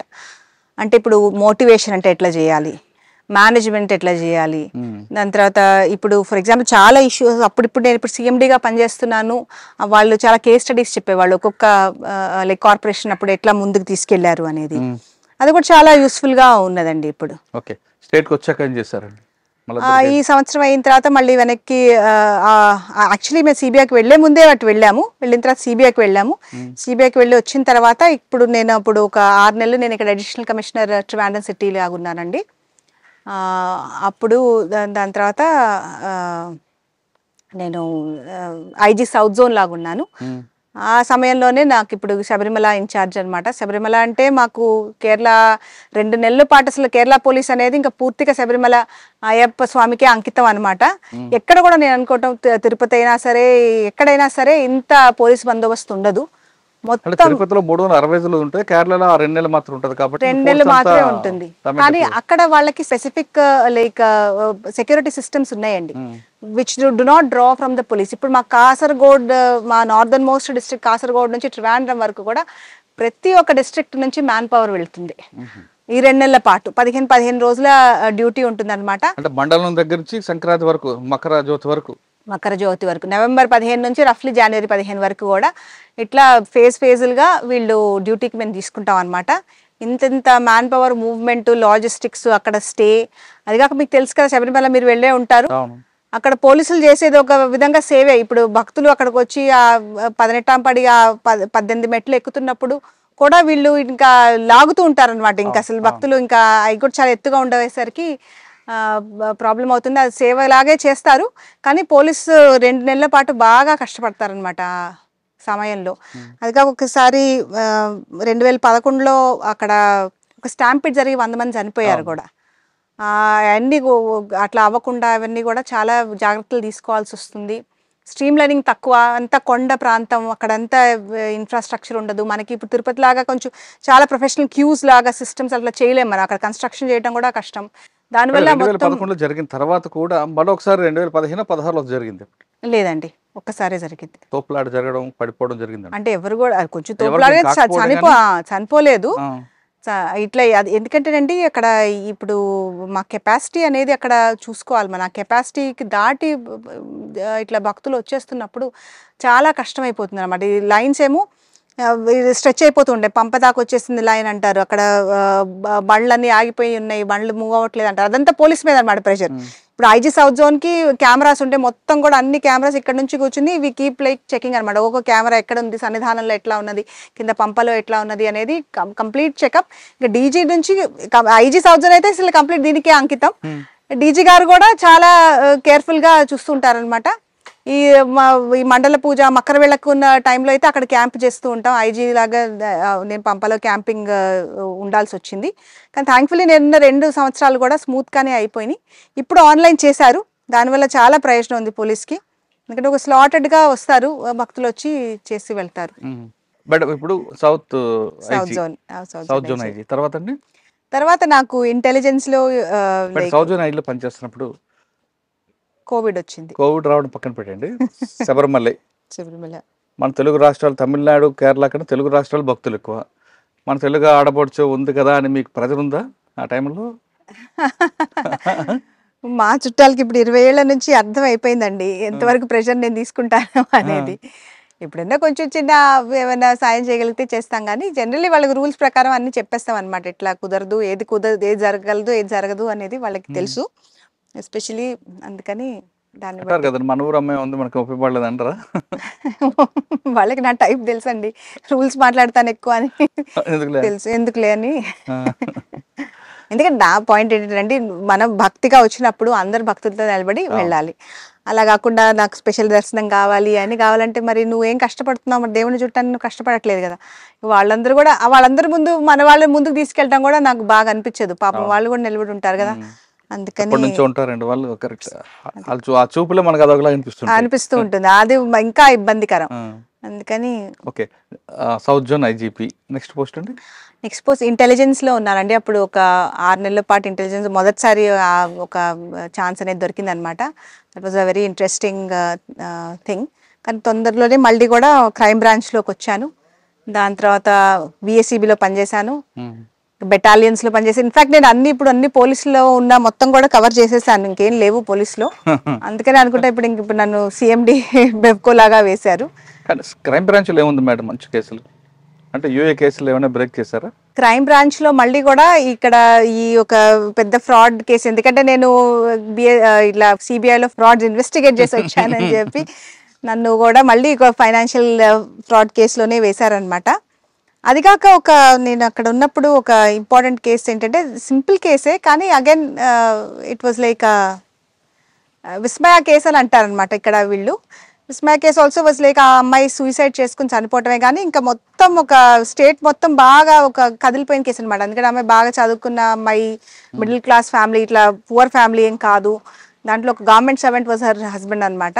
ఆ కేసు నన్ను డీజీ గారు పర్సనల్ ఇన్వెస్టిగేట్ చేయమన్నారు. ఆ కేసు వాజ్ చేశాము. ఇంకంతా దాంట్లో ఎవిడెన్స్ అవి ఇవి తీసుకుని then we charge sheeted that madam case. ఇక్కడ దృశ్యం సినిమా ఉందండి, అవును. దృశ్యం 1, దృశ్యం 2. ఆ స్టోరీ రియల్ స్టోరీ అండి మలయాళంది. ఇట్లా ఏ పోలీస్ స్టేషన్ లో తీసుకెళ్ళి ఒక జవాన్ని బాధ పెట్టగలగటం అంటే అది ఇంపాసిబుల్ అనిపిస్తుంది అండి. అదే మన వైపు అయినా సరే, ఇటువైపు అయినా సరే ఐ డోంట్ థింక్. ఇక్కడ విజిలాంటిజం అట్లా ఇక్కడ చాలా చిన్న చిన్న వాటికి కూడా పోలీస్ స్టేషన్కి వెళ్తారండి. అది చాలా ఒక మంచి ఇదనే చెప్పాలి. వీళ్ళు నా కాంపౌండ్లో వీళ్ళు వేస్ట్ వేస్తున్నారని చెప్పి పోలీస్ స్టేషన్కి వస్తారు. స్టార్టింగ్లో మాకు అనిపించింది ఏంటి ఇంత దీని గురించి అని ఇక్కడికి రావాలి, అది ఎందుకు వచ్చి అడుగుతున్నారు, ఇది క్రైమే కాదు కదా అని ఇట్లా వాదన చేసేది అనమాట. స్టార్టింగ్లో అట్లా అనిపించేది, అసలు వీళ్ళు క్రైమ్ కేసుకి లేనప్పుడు ఎందుకు వస్తున్నారు, వీళ్ళు రావాల్సిన అవసరం లేదు. అప్పుడు అక్కడ ఉన్న బాగా ఎక్స్పీరియన్స్డ్ ఉన్న మేము ఎస్సీపీఓలు అంటాం అనమాట, సీనియర్ సిపిఓ అంటే మన హెడ్ కానిస్టేబుల్స్, వాళ్ళు చాలా జాగ్రత్త ఎక్స్ప్లెయిన్ చేసేవాళ్ళు. కాదమ్మా మనం కనుక చేయకుంటే మళ్ళీ వాళ్ళ మధ్యలో గొడవలు అవుతాయి, అది క్రైమ్ కేసు అవుతుంది కదా, ఇది మనం ప్రివెన్షన్ లాగా తీసుకుని చేయాలి అని ప్రతి ఒక్క చిన్న దానికి వెళ్తారు. ఇట్లా ఒక అమ్మాయిని ఇట్లా హారెస్ట్ చేశాడు అంటే ఖచ్చితంగా అది పోలీస్ స్టేషన్కి అయితే ఖచ్చితంగా వస్తుందండి ఆ కంప్లైంట్. ఆ లెవెల్లో కంప్లైంట్ రాకపోవటం అనేది it's a very rare phenomena. అంటే అంత ఫిక్సింగ్ ఒక ఊహ ఉంటుంది కదా, అది కూడా ఇట్స్ లైక్ అట్లా చేయటం అనేది ఇట్లా సొంతంగా వెళ్ళి కొట్టడం, చంపడం ఇట్లాంటివి అనేవి. అంటే పోలీసులకి అయ్యప్ప కోషన్ సినిమా తీసుకోండి. నేను అయ్యప్ప కోచి నేను చూడలేదండి. చూడలేదా? అందులో పోలీస్కి ఇగో చూపిస్తుంటారా, వాస్తవం అంటారా? ఇక్కడ ఇగో ఉంటుందా పోలీసులకి? ఇగో అనేది ఎవరికైనా ఉంటుంది కదండి, కంప్లీట్గా ఉండదని చెప్పలేము. కానీ జనరల్గా కంపేర్ చేస్తే మాత్రం ఒక విధంగా they are much more receptive అనే చెప్పాలి. నేను Kerala police is much more receptive అనే చెప్పాలి compare to any other police in the country. ఎందుకంటే ఇప్పుడు ఎస్పెషలీ ఇప్పుడు ఈ న్యూ ఏజ్లో ఎవరంటే వాళ్ళు రికార్డ్ చేయొచ్చు, మనం మాట్లాడేది చేయొచ్చు, వీడియో తీయచ్చు. అలాంటప్పుడు police has become like on the ఇంకోటి ఇంక అసలు they are on the back foot అనేది నేను చెప్పాల్సి వస్తుంది. అందుకని మేము మా వాళ్ళకి చెప్తున్నాం అన్నమాట, మీరు రికార్డ్ చేయండి, మీ ఇంటరాక్షన్స్ రికార్డ్ చేయండి. మీ వెహికల్లో ఉన్నప్పుడు మీ పోలీస్ కెమెరా ఎప్పుడు కూడా ఆన్ చేసి ఉంచుకోండి. బాడీ ఓన్ కెమెరాస్ కూడా మేము అందుకని ఇట్లా కంపల్సరీగా చేయాలన్న ఒక ఆలోచన ఉండింది అనమాట. నేను పోలీస్ హెడ్ క్వార్టర్స్లో కూడా పనిచేశాను కొంతకాలం ఉండేసరికి. అది so that we are able to like check that interaction with the police. ఇక్కడ జనరలీ 99% కూడా పోలీస్ చాలా పేషెంట్గానే డీల్ చేస్తారు పబ్లిక్తో. Of course there are always issues. పూర్తిగా కరప్షన్ లేదని కూడా చెప్పలేను, కొంత కరప్షన్ కూడా ఉంటుంది. కానీ కంపేర్ టు అదర్ స్టేట్స్ మాత్రం బాగా తక్కువ. ఓకే, నెక్స్ట్ పోస్ట్ ఎక్కడ వచ్చారండి ఇప్పుడు బెవ్కో. ఇక్కడ ఏందండి వర్క్? బెవ్కో ఇక్కడ it's absolutely completely different from any other work. ఇప్పుడు నేను చెప్పాను కదా చాలా ఒక 15-20 పోస్టింగ్లు జరిగినాయి, కానీ అది కూడా ఏదంటే it's all related to police. కొంచెం మార్పు ఉంటుంది, అది నేర్చుకుంటూ పోతాం కొత్తది. ఇక్కడికి వెళ్ళినప్పుడు అయితే అబ్సల్యూట్ కొత్తది అసలు. కాకపోతే ఏంటంటే నా కామర్స్ బ్యాక్గ్రౌండ్, నా కాస్ట్ అకౌంటెన్సీ బ్యాక్గ్రౌండ్కి ఇట్ ఈస్ లైక్ ఒక ఆపర్చునిటీ అనిపించింది. But everything I had to learn from scratch అనమాట. స్టార్టింగ్లో అయితే అసలు ఫైల్స్లో ఏం రాస్తున్నారో అర్థమయ్యేది కాదు. వాళ్ళని పిలిచి ఏంటంటారు, ఇదంటే ఏంటి, అసలు ఐఎంఎఫ్ఎల్ అంటే ఏంటి, వైన్ అంటే బియర్ అంటే what are the different things, ఇవన్నీ కూడా we are basically we look after the wholesale and retail of liquor in Kerala అనమాట. No liquor can enter Kerala without coming through a corporation. మాకు ఒక 26 వేర్ హౌసెస్ ఉన్నాయి, అది కాక 283 షాప్స్ ఉన్నాయన్నమాట. ఇవన్నీ గవర్నమెంట్ ఓన్ షాప్సే. దాని ద్వారా మేము లిక్కర్ సప్లై చేస్తామన్నమాట పబ్లిక్కి. మా సేల్స్ రెవెన్యూ వచ్చేసి ఒక దగ్గర 20,000 crores ఉంటుంది. సిబిఐలో 1,000 crores తర్వాత ఇక్కడే అనమాట మళ్ళీ 1,000 crores చూసింది. ఇంకా this is that is the thing అండి. మేడం, లిక్కర్ అనగానే ఒక స్టేట్కి రెగ్యులర్ ఇన్కమ్, డైలీ ఇన్కమ్ ఒకటి, స్కామ్లు చేయాలనుకున్నది అదొక మంచి ఫండ్. మిగతా స్టేట్లో జరుగుతుంటాయి రెండు, ఇక్కడ కూడా అలాగే జరుగుతుంటాయి, స్కామ్స్ ఉంటాయి అంటారు. ఇక్కడ ఒక నెంబర్ 1 ఏంటంటే అఫ్కోర్స్ గవర్నమెంట్కి మంచి రెవెన్యూ, అది ఒప్పుకుంటాను. ఎందుకంటే మేము 10% of the government revenues comes from liquor. కానీ స్కామ్ చేసే స్కోప్ అనేది ఇక్కడ ఈ దీంట్లో అయితే లేదండి. ఎందుకంటే we allow every company to come in. మాకు ఏ కంపెనీని కూడా మేము స్టాప్ చేయలేము. కొన్ని రాష్ట్రాల్లో కొన్ని లిమిటెడ్ కంపెనీస్ని అలౌ చేస్తారనమాట వాళ్ళు. కానీ ఇక్కడ మేము ఆన్లైన్ టెండర్ ఉంటుంది ప్రాసెస్. దాంట్లో ఏ కంపెనీ కూడా మేము అడిగిన డాక్యుమెంట్స్ అన్నీ కూడా సబ్మిట్ చేసి ఇది చేసి ఎక్సైజ్ రిజిస్ట్రేషన్ ఒకటి తీసుకోవాలి, లేబుల్ రిజిస్ట్రేషన్ అంటారనమాట. తీసుకుంటే వాళ్ళకి ఇష్టమైన అన్ని ప్రోడక్ట్స్ కూడా వాళ్ళు సప్లై చేయొచ్చు. అదొకటి, అది ఫస్ట్ స్టేజ్. రెండో స్టేజ్లో మీరు ఎంత ఆర్డర్ ఇస్తారు, ఇప్పుడు మీకు ఇష్టమైన కంపెనీకి ఎక్కువ ఆర్డర్ ఇవ్వచ్చు అని అంటే అట్లా కాదు. మాకు ఒక ఫార్ములా ఉందన్నమాట, సాఫ్ట్వేర్ క్యాలిక్యులేట్ చేస్తుంది. గత 3 నెలల్లో యావరేజ్ సేల్స్ని బట్టి మేము ఆర్డర్ ప్లేస్ చేస్తాం అనమాట. దాంట్లో కూడా మేము కేసెస్ అంటారనమాట. లిక్కర్ ఇండస్ట్రీలో వన్ కేస్ అంటే 9 లీటర్స్ అంటాం. జనరలీ ఒక 720 కేసెస్ అంటే ఒక లారీ లోడ్ అనమాట. అది ప్లేస్ చేస్తాం. ప్లేస్ చేస్తే 720 కేసెస్లో ఆ కంపెనీయే డిసైడ్ చేస్తుంది అనమాట ఎట్లాంటి మిక్స్ అనేది వాళ్ళు ఇవ్వాలనుకుంటున్నారు. ఆ మిక్స్ కూడా మేము చెప్పాం, అంటే మీరు XYZ బ్రాండే పెట్టండి అని చెప్పాం. మీ కంపెనీకి 720 మీరు డిసైడ్ చేయండి అని చెప్తాం. సో ఇంకా అది ఆ బేసిస్ మీద, సాఫ్ట్వేర్ బేసిస్ మీదే వేర్ హౌసెస్కి వస్తుంది. దాని బేసిస్లోనే షాప్స్కి వెళ్తుంది అనమాట. సో ఒక సిస్టమిక్ కరప్షన్ అనేది ఇక్కడ it's very very not possible. Of course షాప్లో కూడా కొన్ని కరప్షన్ ఇన్సిడెంట్స్ జరుగుతూ ఉంటాయి. వాళ్ళు ఎట్లాంటి ఇన్సిడెంట్స్ అంటే మీకు చాలా చిన్నగా అనిపించవచ్చు, కానీ we take it very seriously. Correct change ఇవ్వకపోవటం, లేకపోతే బ్రాండ్ సప్రెషన్ అంటాం అనమాట. వాళ్ళు అడిగిన ఒక బ్రాండ్ అది ఉన్నా సరే అది ఇవ్వకపోవటం. ఎంఆర్పి ఎక్కువ చెప్తా అమ్ముతుంటాడు కదా. 3 నెలల క్రిందట ప్రైజెస్ మారితే, కానీ మేము పాత స్టాక్ ఉంటుంది కానీ ఎంఆర్పి మార్చలేము. ఎందుకంటే అవి వేల కాదు అసలు కోట్ల సంఖ్యలో బాటిల్స్ ఉంటాయి కాబట్టి మార్చలేము. మార్చకపోతే మాకు గవర్నమెంట్ ఆర్డర్ ఇస్తుంది అనమాట, పాత ఎంఆర్పి అయినా సరే మీరు జస్ట్ ప్రైజెస్ని డిస్ప్లే చేసి పంపించండి. దీనికి కన్స్యూమర్ కోర్టుకి వెళ్ళిపోతారు వీళ్ళు. మాకు 3-4 కేసులు వేసేసారనమాట ఆల్రెడీ మా మీద. ఏంటి వీళ్ళు ఎంఆర్పి కంటే ఎక్కువ తీసుకుంటున్నారని. అప్పుడు మేము డాక్యుమెంటేషన్ అంతా చూపించి దీనివల్ల తీసుకుంటున్నాం అంట. ఎంఆర్పి కంటే ఎక్కువైతే ఎవరు డబ్బులు ఇవ్వరండి ఇక్కడ. ఎంఆర్పి ఉంటాయండి. Online system morning 10 o'clock open చేయాలి, అకౌంట్ ఉందా? 10 to 9 ఓపెన్ చేయాలి ఖచ్చితంగా. అన్ని CCTV కెమెరాస్ ఉంటాయి, అంత రికార్డ్ చేస్తూ ఉంటుంది. ఇంకా దాంట్లో ఏమన్నా బల్క్ సేల్స్ అంటాం, మళ్ళీ మేము 3 లీటర్సే ఇవ్వగలం. అంతకంటే ఎక్కువ ఇచ్చినట్లయితే ఒక 75 మందిని నేను సస్పెండ్ చేసేసాను. ఇట్లాంటి ఏమైనా ఇష్యూస్ వస్తే I take it very seriously. అది చిన్న మ్యాటర్ అని 100 రూపీస్ మ్యాటర్ కాదు. It's a question of corruption. Government servant అయి ఉండి you should not do such things. So అవి డైలీ రెవెన్యూ మీకు ఎక్సైజ్ రైట్. కానీ షాపులు చూస్తే ఏదో అదొక చాలా ఘోరంగా నాస్టిక్ కనిపిస్తుంటాయి. ఇవాళ లాస్ట్ టైం చూసాను నేను. అంటే మిగతా స్టేట్లో చూసుకుంటే ఆదాయం కాబట్టి దానికి ఒక మంచి మోడలు, లైట్లు చక్కగా కనిపిస్తాయి. కానీ కేరళలో లిక్కర్ షాపులు అది అసలు చూడడానికి కూడా లోపలికి వెళ్ళడానికి కూడా ఇబ్బందికర పరిస్థితి ఉంటుంది. ఆ నీట్నెస్ అనేది మరి మెయింటైన్ గవర్నమెంట్ రూల్ ఉండదా? నీట్గానే ఉంటాయండి. అది ఒక నీట్నెస్ అనే ప్రాబ్లం కాదు, కానీ చాలా చిన్నవి. నేను ఆల్మోస్ట్ ఒక 100 షాప్స్ దాకా నా షాప్స్ని నేను విజిట్ చేసి నేను మా వాళ్ళకి అదే చెప్పాను అనమాట. పోలీస్ స్టేషన్కైనా ఒక వ్యక్తి వెళ్ళడానికి ఇష్టపడతాను, కానీ మీ షాప్కి అయితే ఎవరు రారు, అంత ఘోరంగా ఉన్నాయని చెప్పి. అందుకే మేము ఒక కొత్త సిస్టమ్ స్టార్ట్ చేసాం అనమాట. ఇప్పుడు సూపర్ ప్రీమియం అని చెప్పి త్రిశూర్లో మా ఫస్ట్ షాప్ ఓపెన్ చేసాం. దాంట్లో కంప్లీట్ ఎయిర్ కండిషన్, మీరు అన్నట్టు కంప్లీట్ లైట్స్ అంతా ఇంటీరియర్ డెకరేషన్ చేయించి మేము స్టార్ట్ చేసామన్నమాట. నా గోల్ మొత్తం షాప్స్ కూడా మావి అట్లాగే ఉండాలని. అఫ్కోర్స్ దానికి ఒక బడ్జెటరీ ఇది ఉంటుంది, ఇన్వెస్ట్మెంట్ ఉంటుంది, అది చేస్తున్నాము. ఇప్పుడు ఇంప్రూవ్ చేయడానికి కూడా చాలా ట్రై చేస్తున్నాం. ఇన్ఫ్యాక్ట్ ఇక్కడ ఈ సూపర్ మార్కెట్ మోడల్ టైప్ కూడా ఉండేవి కావు. It was just that whole in the wall type. మీరు చేయబెట్టి ఒక తీసుకుని ఏదో ఒక ప్రిజనర్ లాగా ఫీల్ అయిపోతూ ఉంటారు. అట్లా ఉండకూడదు అని చెప్పి మేమన్నీ ఆల్మోస్ట్ ఒక 150 వరకు సూపర్ మార్కెట్ మోడల్స్ అన్ని ఓపెన్ చేసామన్నమాట. దానివల్ల మాకు రెవెన్యూ పెరిగింది. యాక్చువల్లీ ఇప్పుడు Onam season is the best time అనమాట. ఇప్పుడు 2 రోజుల క్రిందట చూస్తే 10% కూడా పోయిన సంవత్సరం కంటే రెవెన్యూ ఎక్కువ ఉంది ఈసారి ఈ సూపర్ మార్కెట్ మోడల్. ఇంకా అది కాక మా వాళ్ళకి కూడా ఒక ఫీలింగ్ ఉందన్నమాట, వీళ్ళతో మామూలుగా బిహేవ్ చేయాల్సిన అవసరం లేదు.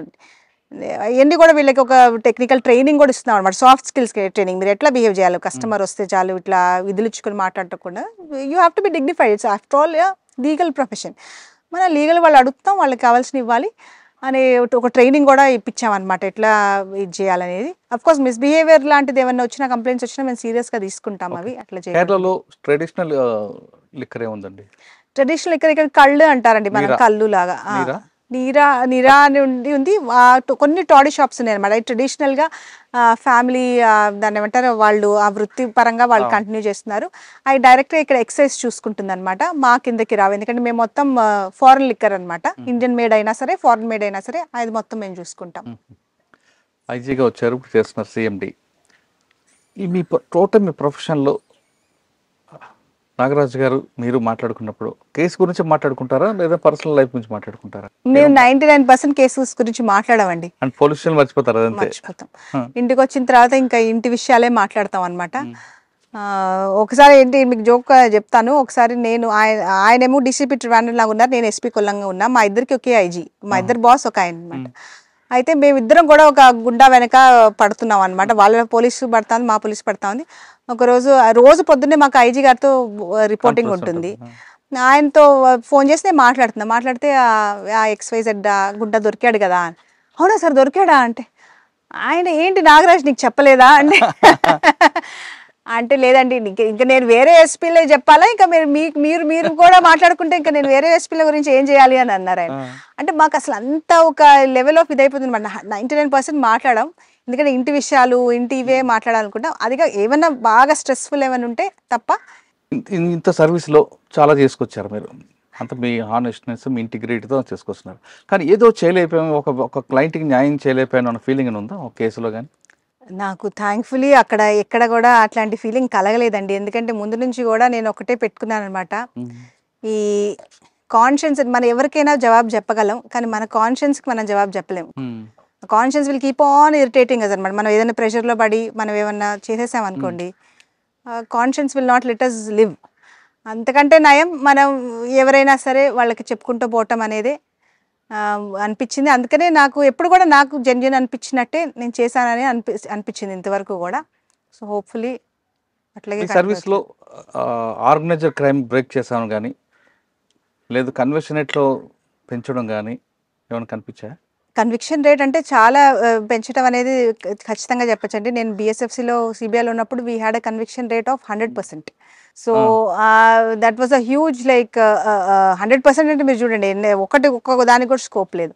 సో ఆబ్వియస్లీ చాలా క్లోజ్గా ఉంటుంది. ఆర్గనైజ్ క్రైమ్ కూడా నేను సౌత్ జోన్లో ఉన్నప్పుడు కూడా ఇక్కడ కొన్ని గుండా మర్డర్స్ అవన్నీ కూడా జరిగేవన్నమాట. దాంట్లో కూడా ఒక మర్డర్ జరిగింది అప్పుడు నేను ఉన్నప్పుడు. Then we went with that very very carefully. ఇప్పుడు మన వాళ్ళకి మీకు పోలీస్ స్టేషన్లో మీకు ఇది ఉంది కాబట్టి మీరు చెప్తాను. మన వాళ్ళు వచ్చి స్టోరీ చెప్తారు, మేడం ఇట్లా జరిగింది అంటారు. అడిగినప్పుడు నేను అడుగుతాను అనమాట, సరే మంచిది ఇట్లా జరిగింది కదా, మరి ఇక్కడ విట్నెస్ స్టేట్మెంట్ చూపించండి, ఇక్కడ ఏ విట్నెస్ చెప్తున్నాడు అని. ఆ విట్నెస్ అని మరి కింద మీద చూస్తారు. వీళ్ళు చెప్పేదంతా స్టోరీ ఏంటి, అక్యూజ్డ్ కన్ఫెస్ చేసిన స్టోరీ అనమాట. అక్యూజ్డ్ కన్ఫెస్ చేసిన స్టోరీ 100% ఒకవేళ నిజం అయి ఉండొచ్చు, నేను కాదనట్లేదు. కానీ కోర్టు చూసేది అక్యూజ్డ్ కన్ఫెషన్ కాదు, ఇట్ ఈస్ నాట్ వ్యాలిడ్. అప్పుడు మనం చూడాల్సింది ఏంటి, ప్రతి ఒక్క అక్యూజ్ చెప్పి నువ్వు స్టోరీ ఇది జరిగిందంటే ప్రతి ఒక్క లైన్కి ఎవరు విట్నెస్ అనేది నువ్వు చూపించాలి అని. ఇంకా అప్పుడు వాళ్ళు సరే మేడం రెండోసారి పంపించి తీసుకురండి అంటే విట్నెస్ స్టేట్మెంట్స్ తీసుకొచ్చారు. సరే ఎక్కడ చెప్తున్నాడు ఈ విట్నెస్ అంటే ఏమవుతుంది, మన ఇన్స్పెక్టర్స్ ఎస్ఐలు యాక్చువల్ ఇన్వెస్టిగేటింగ్ ఆఫీసర్స్ కూర్చుంటే ఈ విట్నెస్ రాగానే ఏమైందంటే టక్ చెప్తాడు. చెప్పి నువ్వు సరే వెళ్ళు బయటకు వెళ్ళు. రాసేది ఎవరు స్టేట్మెంట్, సిపిఓ SCPO వీళ్ళు రాస్తారు. వీళ్ళు రాసేటప్పుడు ఆ CPO SCPOకి తెలియకపోవచ్చు అసలు ఏంటి దీంట్లో ఉన్న క్రక్స్. ఈ అబ్బాయి ప్రూవ్ చేసేది ఏ మ్యాటర్, ఏ అక్యూజ్డ్ గురించి ప్రూవ్ చేస్తున్నాడు, ఏ సెక్షన్లో ఏ ఇంగ్రీడియంట్స్ అనేది ఈ విట్నెస్ ప్రూవ్ చేస్తున్నాడు అనేది ఆ SCPO CPOకి తెలియకుండా ఈయన చెప్పేది రాసుకోవయ్యా అంటారు. ఆయన రాసుకుంటూ పోతాడు. ఈ విట్నెస్ కూడా మరి ఈయన కూడా తెలియదు, ఏవో అన్నారు అని రాసేస్తారు.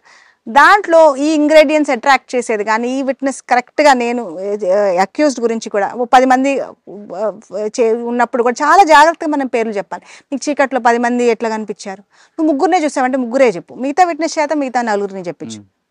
ఇట్లా అడిగితే మళ్ళీ ఆ విట్నెస్ స్టేట్మెంట్ తీసుకుంటే ఎక్కడ ఈ విట్నెస్ చెప్పాడు మేడం అనేవాడు, ఏ చూపించి నాకు పారాగ్రాఫ్ చూపించు బాబు ఎక్కడ చెప్పాడంటే అక్కడ కనిపించేది కాదు. ప్రతి ఫైల్ చూస్తారా మీరు? అంటే అట్లీస్ట్ ఈ ఇంపార్టెంట్ ఫైల్ ఇట్లాంటి మర్డర్ ఇట్లా మీరు ఆర్గనైజ్డ్ క్రైమ్లో ఒక గుండా మర్డర్ జరిగింది అంటే అది డెఫినెట్గా అలా చూడటం వల్ల అది కన్విక్షన్లోకి వెళ్ళింది. అది ఒక మంచి ఎక్స్పీరియన్స్ జరిగింది. అన్ని కేసులు అఫ్ కోర్స్ IG లెవెల్లో చూడలేము. ఇక్కడ మనకు ఒక్కొక్క పోలీస్ స్టేషన్కే 2-3 వేల కేసులు ఉంటుందండి.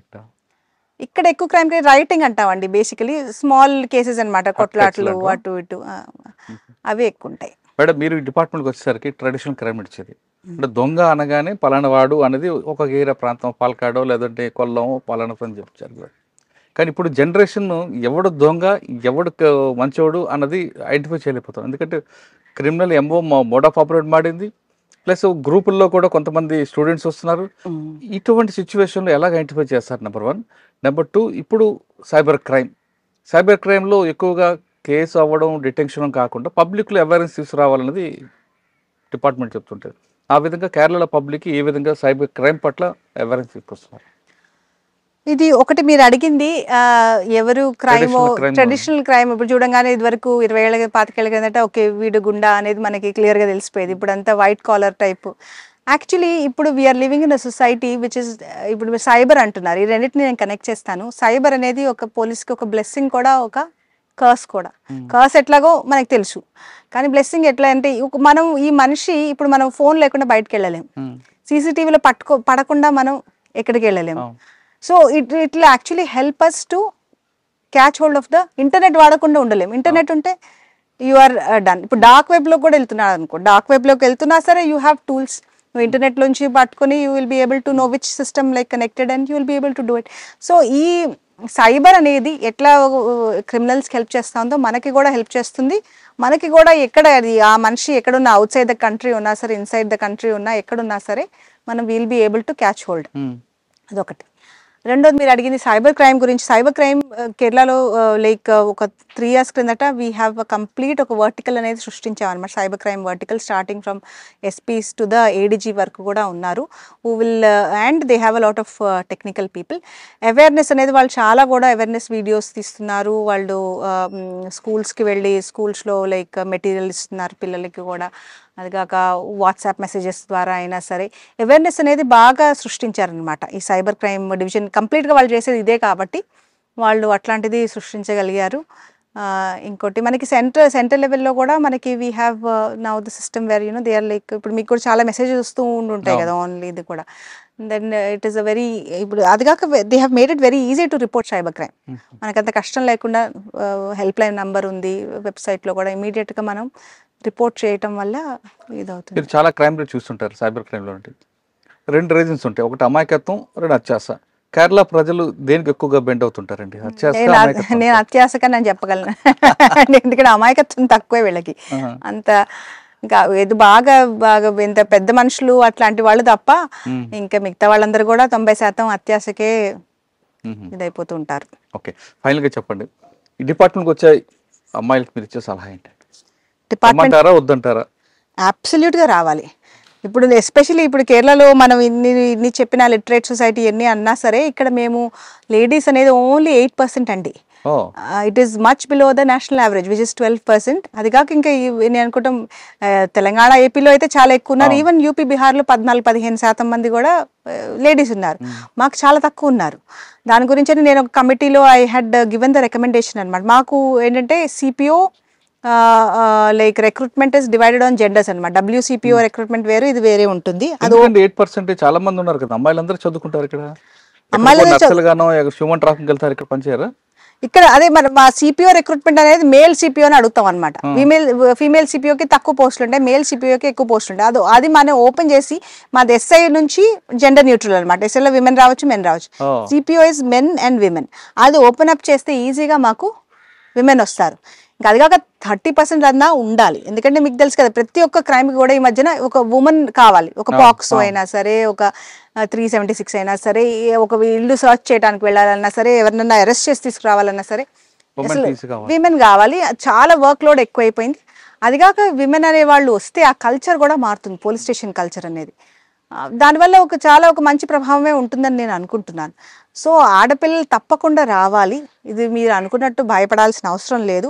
ఇది మీరు చేసేది actually policing is one of the ఒక విధంగా ఇక్కడ లా ఉందండి, ఈ లాని ఇంప్లిమెంట్ చేయాలి. దాంట్లో మనకి ఇంకా టెన్షన్ ఏం లేదు. ఎవరైనా సరే పొలిటికల్ ఇంటర్ఫిరెన్స్ గురించి కూడా అడిగారు. ఒకసారి జస్ట్ ఒక ఇన్స్టెన్స్ చెప్తాను నేను. అప్పుడున్న హోమ్ మినిస్టర్ గారు అనమాట, నేను ఎస్పీగా ఉన్నాను. అప్పుడు ఒక పొలిటికల్ మర్డర్ జరిగింది. వాళ్ళ పార్టీ వాళ్ళే ఒకరిని చంపేశారనమాట. చంపేస్తే ఆయన కూర్చుని దాంట్లో ఒక కాన్స్పిరసీ, ఇంకా డైరెక్ట్ అట్లా ఏం చెప్పరు కానీ ఏంటి విషయాలు అని అడుగుతున్నారు అనమాట. ఒక కాన్స్పిరసీలో ఒకళ్ళని మేము అరెస్ట్ చేసామన్నమాట. అరెస్ట్ చేశారా మీరు అని అడుగుతున్నారు ఆయన. అవును సార్ అని నేను అవును సార్ ఆయన ముందే ఇదంతా ఈ ఎవిడెన్స్ అంతా ఉంది, అదంతా ఉంది అని నేను ఇట్లా డైరెక్ట్గా క్లియర్గా చెప్పేశాను. ఆయన అట్లాగా అమ్మ సరే ఓకే అన్నారు. అంతే. ఎక్కడ కూడా మీరు చెప్పండి ఇంత ఒక SP, first of all IG DGని వదిలేయండి, SP లెవెల్ ఆఫీసరు వాళ్ళ పార్టీ మనిషిని అరెస్ట్ చేసి, అది కూడా డైరెక్ట్ కాదు కాన్స్పిరసీలో అరెస్ట్ చేస్తే హీ మైట్, ఎందుకంటే పార్టీ వాళ్ళు చెప్పుంటారు సార్ ఇతను ఇన్నసెంట్, మీరు ఒకసారి ఎస్పీని అడగండి ఎందుకు అరెస్ట్ చేశారని. కానీ ఆయన అట్లా ఏం అడగలేదు, అసలు ఏంటమ్మా అని అడిగారని. అడిగితే నేను ఎవిడెన్స్ చెప్తే ఇంకా ఆయన ఏం మాట్లాడలేదు. So that is like I think the Kerala politicians అనేవాళ్ళు అంతా ఒక educated and plus they are very that way they know where to draw the line అనేది. సో ఇట్లాంటివి ఉంటాయి. ఇప్పుడు ఎవరైనా కొత్తగా వచ్చినప్పుడు 2-3 ఏళ్లలో మిమ్మల్ని చూస్తారండి, ఎవరు కూడా అసెస్ చేస్తారు. అది పాలిటీషియన్స్ అయినా సరే, పబ్లిక్ అయినా సరే, మీడియా అయినా సరే, దేన్నో ఆ 2-3 ఏళ్ళు కష్టపడితే చాలు, దాని తర్వాత ఎవ్వరు మనల్ని ట్రబుల్ చేయరు, ఎందుకంటే చెప్పి వేస్ట్ అని వాళ్ళకి అర్థమైపోతుంది. అందుకని నేను చెప్పే ఆడపిల్లలైనా మగపిల్లలైనా మీరు ఫస్ట్ 3 years కొంచెం కష్టపడండి, బాధపడండి, ఇబ్బంది పడండి, తర్వాత లైఫ్ అంతా చాలా స్మూత్గా అయిపోతుంది. మీరు ఫస్టే if you start like saying yes and no and maybe అని అంటాం మొదలు పెడితే మాత్రం ఇంకా your life will be very bad. అలాగే ఉంటుంది, సర్వీస్ అంతా అలాగే ఉంటుంది. అప్పుడు మీకు న్యాయం చేసుకోలేరు, మీ దగ్గరకు వచ్చే వాళ్ళకి న్యాయం చేయలేరు. అందుకని policing is that way easy. మనం కంఫర్టబుల్ చెప్పొచ్చు కదా, ఈ సెక్షన్ ప్రకారం అండి దిస్ ఇస్ ద అక్యూజ్డ్, మేమేం చేయలేము, ఎవిడెన్స్ ఉంది అంటే finish. So it is a very, నాకు అట్లీస్ట్ నా మైండ్లో బ్లాక్ అండ్ వైట్గా అనిపిస్తూ ఉంటుంది అనమాట, గ్రే ఏరియాస్ తక్కువ ఉన్నట్టు అనిపిస్తాయి. అందుకని పిల్లలు రావాలి. అది కాక this is a specialist place. Now it's a time of the specialist అనేది అనమాట నా లైక్ ఊహ. ఎందుకంటే లైక్ ఇప్పుడు ఐఏఎస్ ఆఫీసర్స్ ఇప్పుడు చూస్తే వాళ్ళ జర్నలిస్ట్ లాగా ఉంటారు. ఇప్పుడు వాళ్ళు హెల్త్లో కొంచెం కొన్నాళ్ళు పనిచేస్తారు, but they not experts in health. They go to revenue, yes maybe they are experts in revenue, but again they go to like say like excise, వాళ్ళు ఎక్స్పర్ట్స్ కాదు. కానీ పోలీసులో ఏంటి, మనం దీంట్లోనే experts. So now is the age of the specialist అనమాట. ఇప్పుడు people rely on you. ఎందుకంటే నేను ఎవరైనా ఇది చెప్తే why are relying on me, because I have 20 years experience on it. So పూర్వకాలం 100 సంవత్సరాల క్రితం నేను IACS and all this came up, yes అప్పుడు మనకి ఎడ్యుకేటెడ్ పీపులే దొరకనప్పుడు ఓకే జర్నలిస్ట్ ఉంటే చాలు అనిపించేదేమో. కానీ అందుకని పిల్లలుకి పోలీసులో రావాలి, తప్పకుండా పోలీసులో పనిచేయాలి. It is going to get tougher and tougher to work, but then అంత రివార్డింగ్ కూడా ఉంటుంది, మన పర్సనల్ సాటిస్ఫాక్షన్ ఉంటుంది. ఒక మనిషి పోలీస్ దగ్గర ఎప్పుడు వస్తాడండి, చాలా ఒక దారుణమైన బాధల్లో ఉన్నప్పుడు వస్తాడు, చాలా దారుణమైన పరిస్థితుల్లో ఉన్నప్పుడు. నువ్వు ఆ మనిషికి చేయగలిగిన న్యాయం చేయగలిగితే ఇంకా అతను నిన్ను ఇంకా జన్మలో మర్చిపోడు. సో అంత ఒక ఇంపాక్ట్ మనం సృష్టించగలం. సో తప్పకుండా ఆడపిల్లలు రావాలి. ఓకే, ఇంకొక ఫైనల్ క్వశ్చన్ అంటే, ప్రతి మగవాడు విజయం వెనక ఆడమంటారు, భార్య ఉంటుంది అంటారు. మరి ప్రతి భార్య విజయం వెనక భర్త ఉండాలంటారు, ఉన్నారా? తప్పకుండా ఉన్నారండి. మీ విజయం వెనక నాగరాజు గారు, నాగరాజు విజయం వెనక మీరేనా? డెఫినెట్లీ అండి. ఇద్దరిని ఒకళ్ళనొకళ్ళు సపోర్ట్ చేసుకుంటూ రావటం వల్లనే కదా ఇంతవరకు వచ్చింది. ఖచ్చితంగా పోలీస్ డిపార్ట్మెంట్ రండి అంటున్నారు హర్షిత మేడం. ఆడవాళ్ళం కదా అని వెనకడుగు వేయకుండా డిపార్ట్మెంట్ రండి. వచ్చిన 3 సంవత్సరాలు కొంచెం ఇబ్బందులు ఉంటాయి, అక్కడ కానీ మీరు కరెక్ట్గా డెసిషన్ తీసుకొని రూల్ ఆఫ్ లా అని కరెక్ట్ ప్లాన్ మనం ఇంప్లిమెంట్ చేస్తే మీకు ఒక మార్క్ పడుతుంది. ఆ మార్క్ మీకు సర్వీస్లో రిటైర్ అయ్యే వరకు కూడా అదే బెంచ్ మార్క్తో మీరు వెళ్తారు. కాబట్టి ఆ 2-3 సంవత్సరాలు మాత్రం ఇబ్బంది పడవచ్చు. ఖచ్చితంగా డిపార్ట్మెంట్ రండి. ముఖ్యంగా కేరళలో మహిళలు అందరూ కూడా రండి. వచ్చిన తర్వాత ఇక్కడ మ్యాన్ పవర్ ఎక్కువగా ఉంది, కావాల్సి ఉంది, కాబట్టి మీరు అందరూ రండి అంటూ హర్షిత మేడం చెప్తున్నారు. ఇది కేరళ కిరణ్ బేడి హర్షిత మేడం గారితో ఎక్సలెంట్ ఇంటర్వ్యూ. వచ్చే వారం మరొక ఇష్టం మళ్ళీ కలుద్దాం. అంతవరకు నమస్తే. Thank you madam, thank you very much అండి. మన తెలుగు వాళ్ళ పేరు తీసుకురావాలని చూద్దాం. మీరు నాగరాజు గారు. థ్యాంక్ యూ వెరీ మచ్ అండి. నమస్కారం అండి. ఐ డ్రీమ్ ప్రేక్షకులకు నమస్కారం. నా పేరు చకిలం నాగరాజు, కేరళలో ట్రాన్స్పోర్ట్ కమిషనర్ ఇప్పుడు నేను. ఐ డ్రీమ్ మురళీధర్ గారు మీ అందరికీ సుపరిచితులే. చక్కటి ప్రశ్నలు వేస్తారు, మన మనోభావాలను బయటికి తీసుకొస్తారు. ఇప్పటిదాకా ఆయన చేసిన ఇంటర్వ్యూస్ నేను చాలా చూశాను. మా ఇంటర్వ్యూస్ గురించి కూడా చాలామంది మాకు ఫోన్ చేసి మరీ చెప్పారు, చాలా మంచి ఇంటర్వ్యూ చేశారండి అని.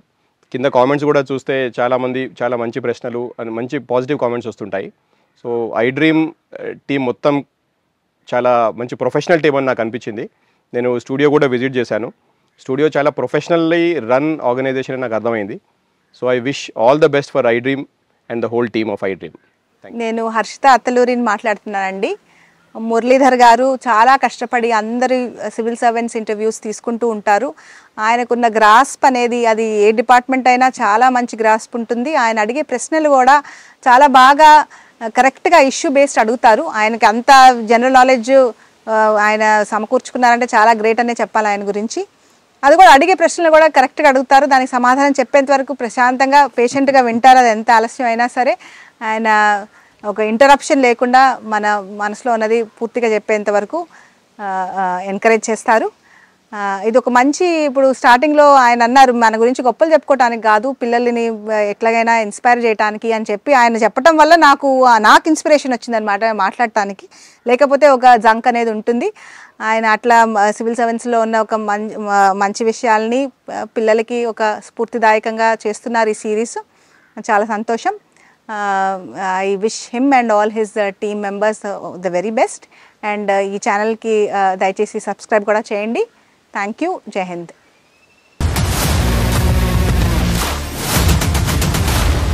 iDreams, this police diaries is something very, very valuable towards that.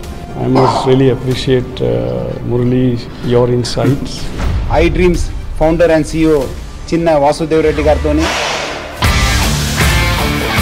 Muralidhar crime stories చాలా ఫేమస్ అయిపోయినావు.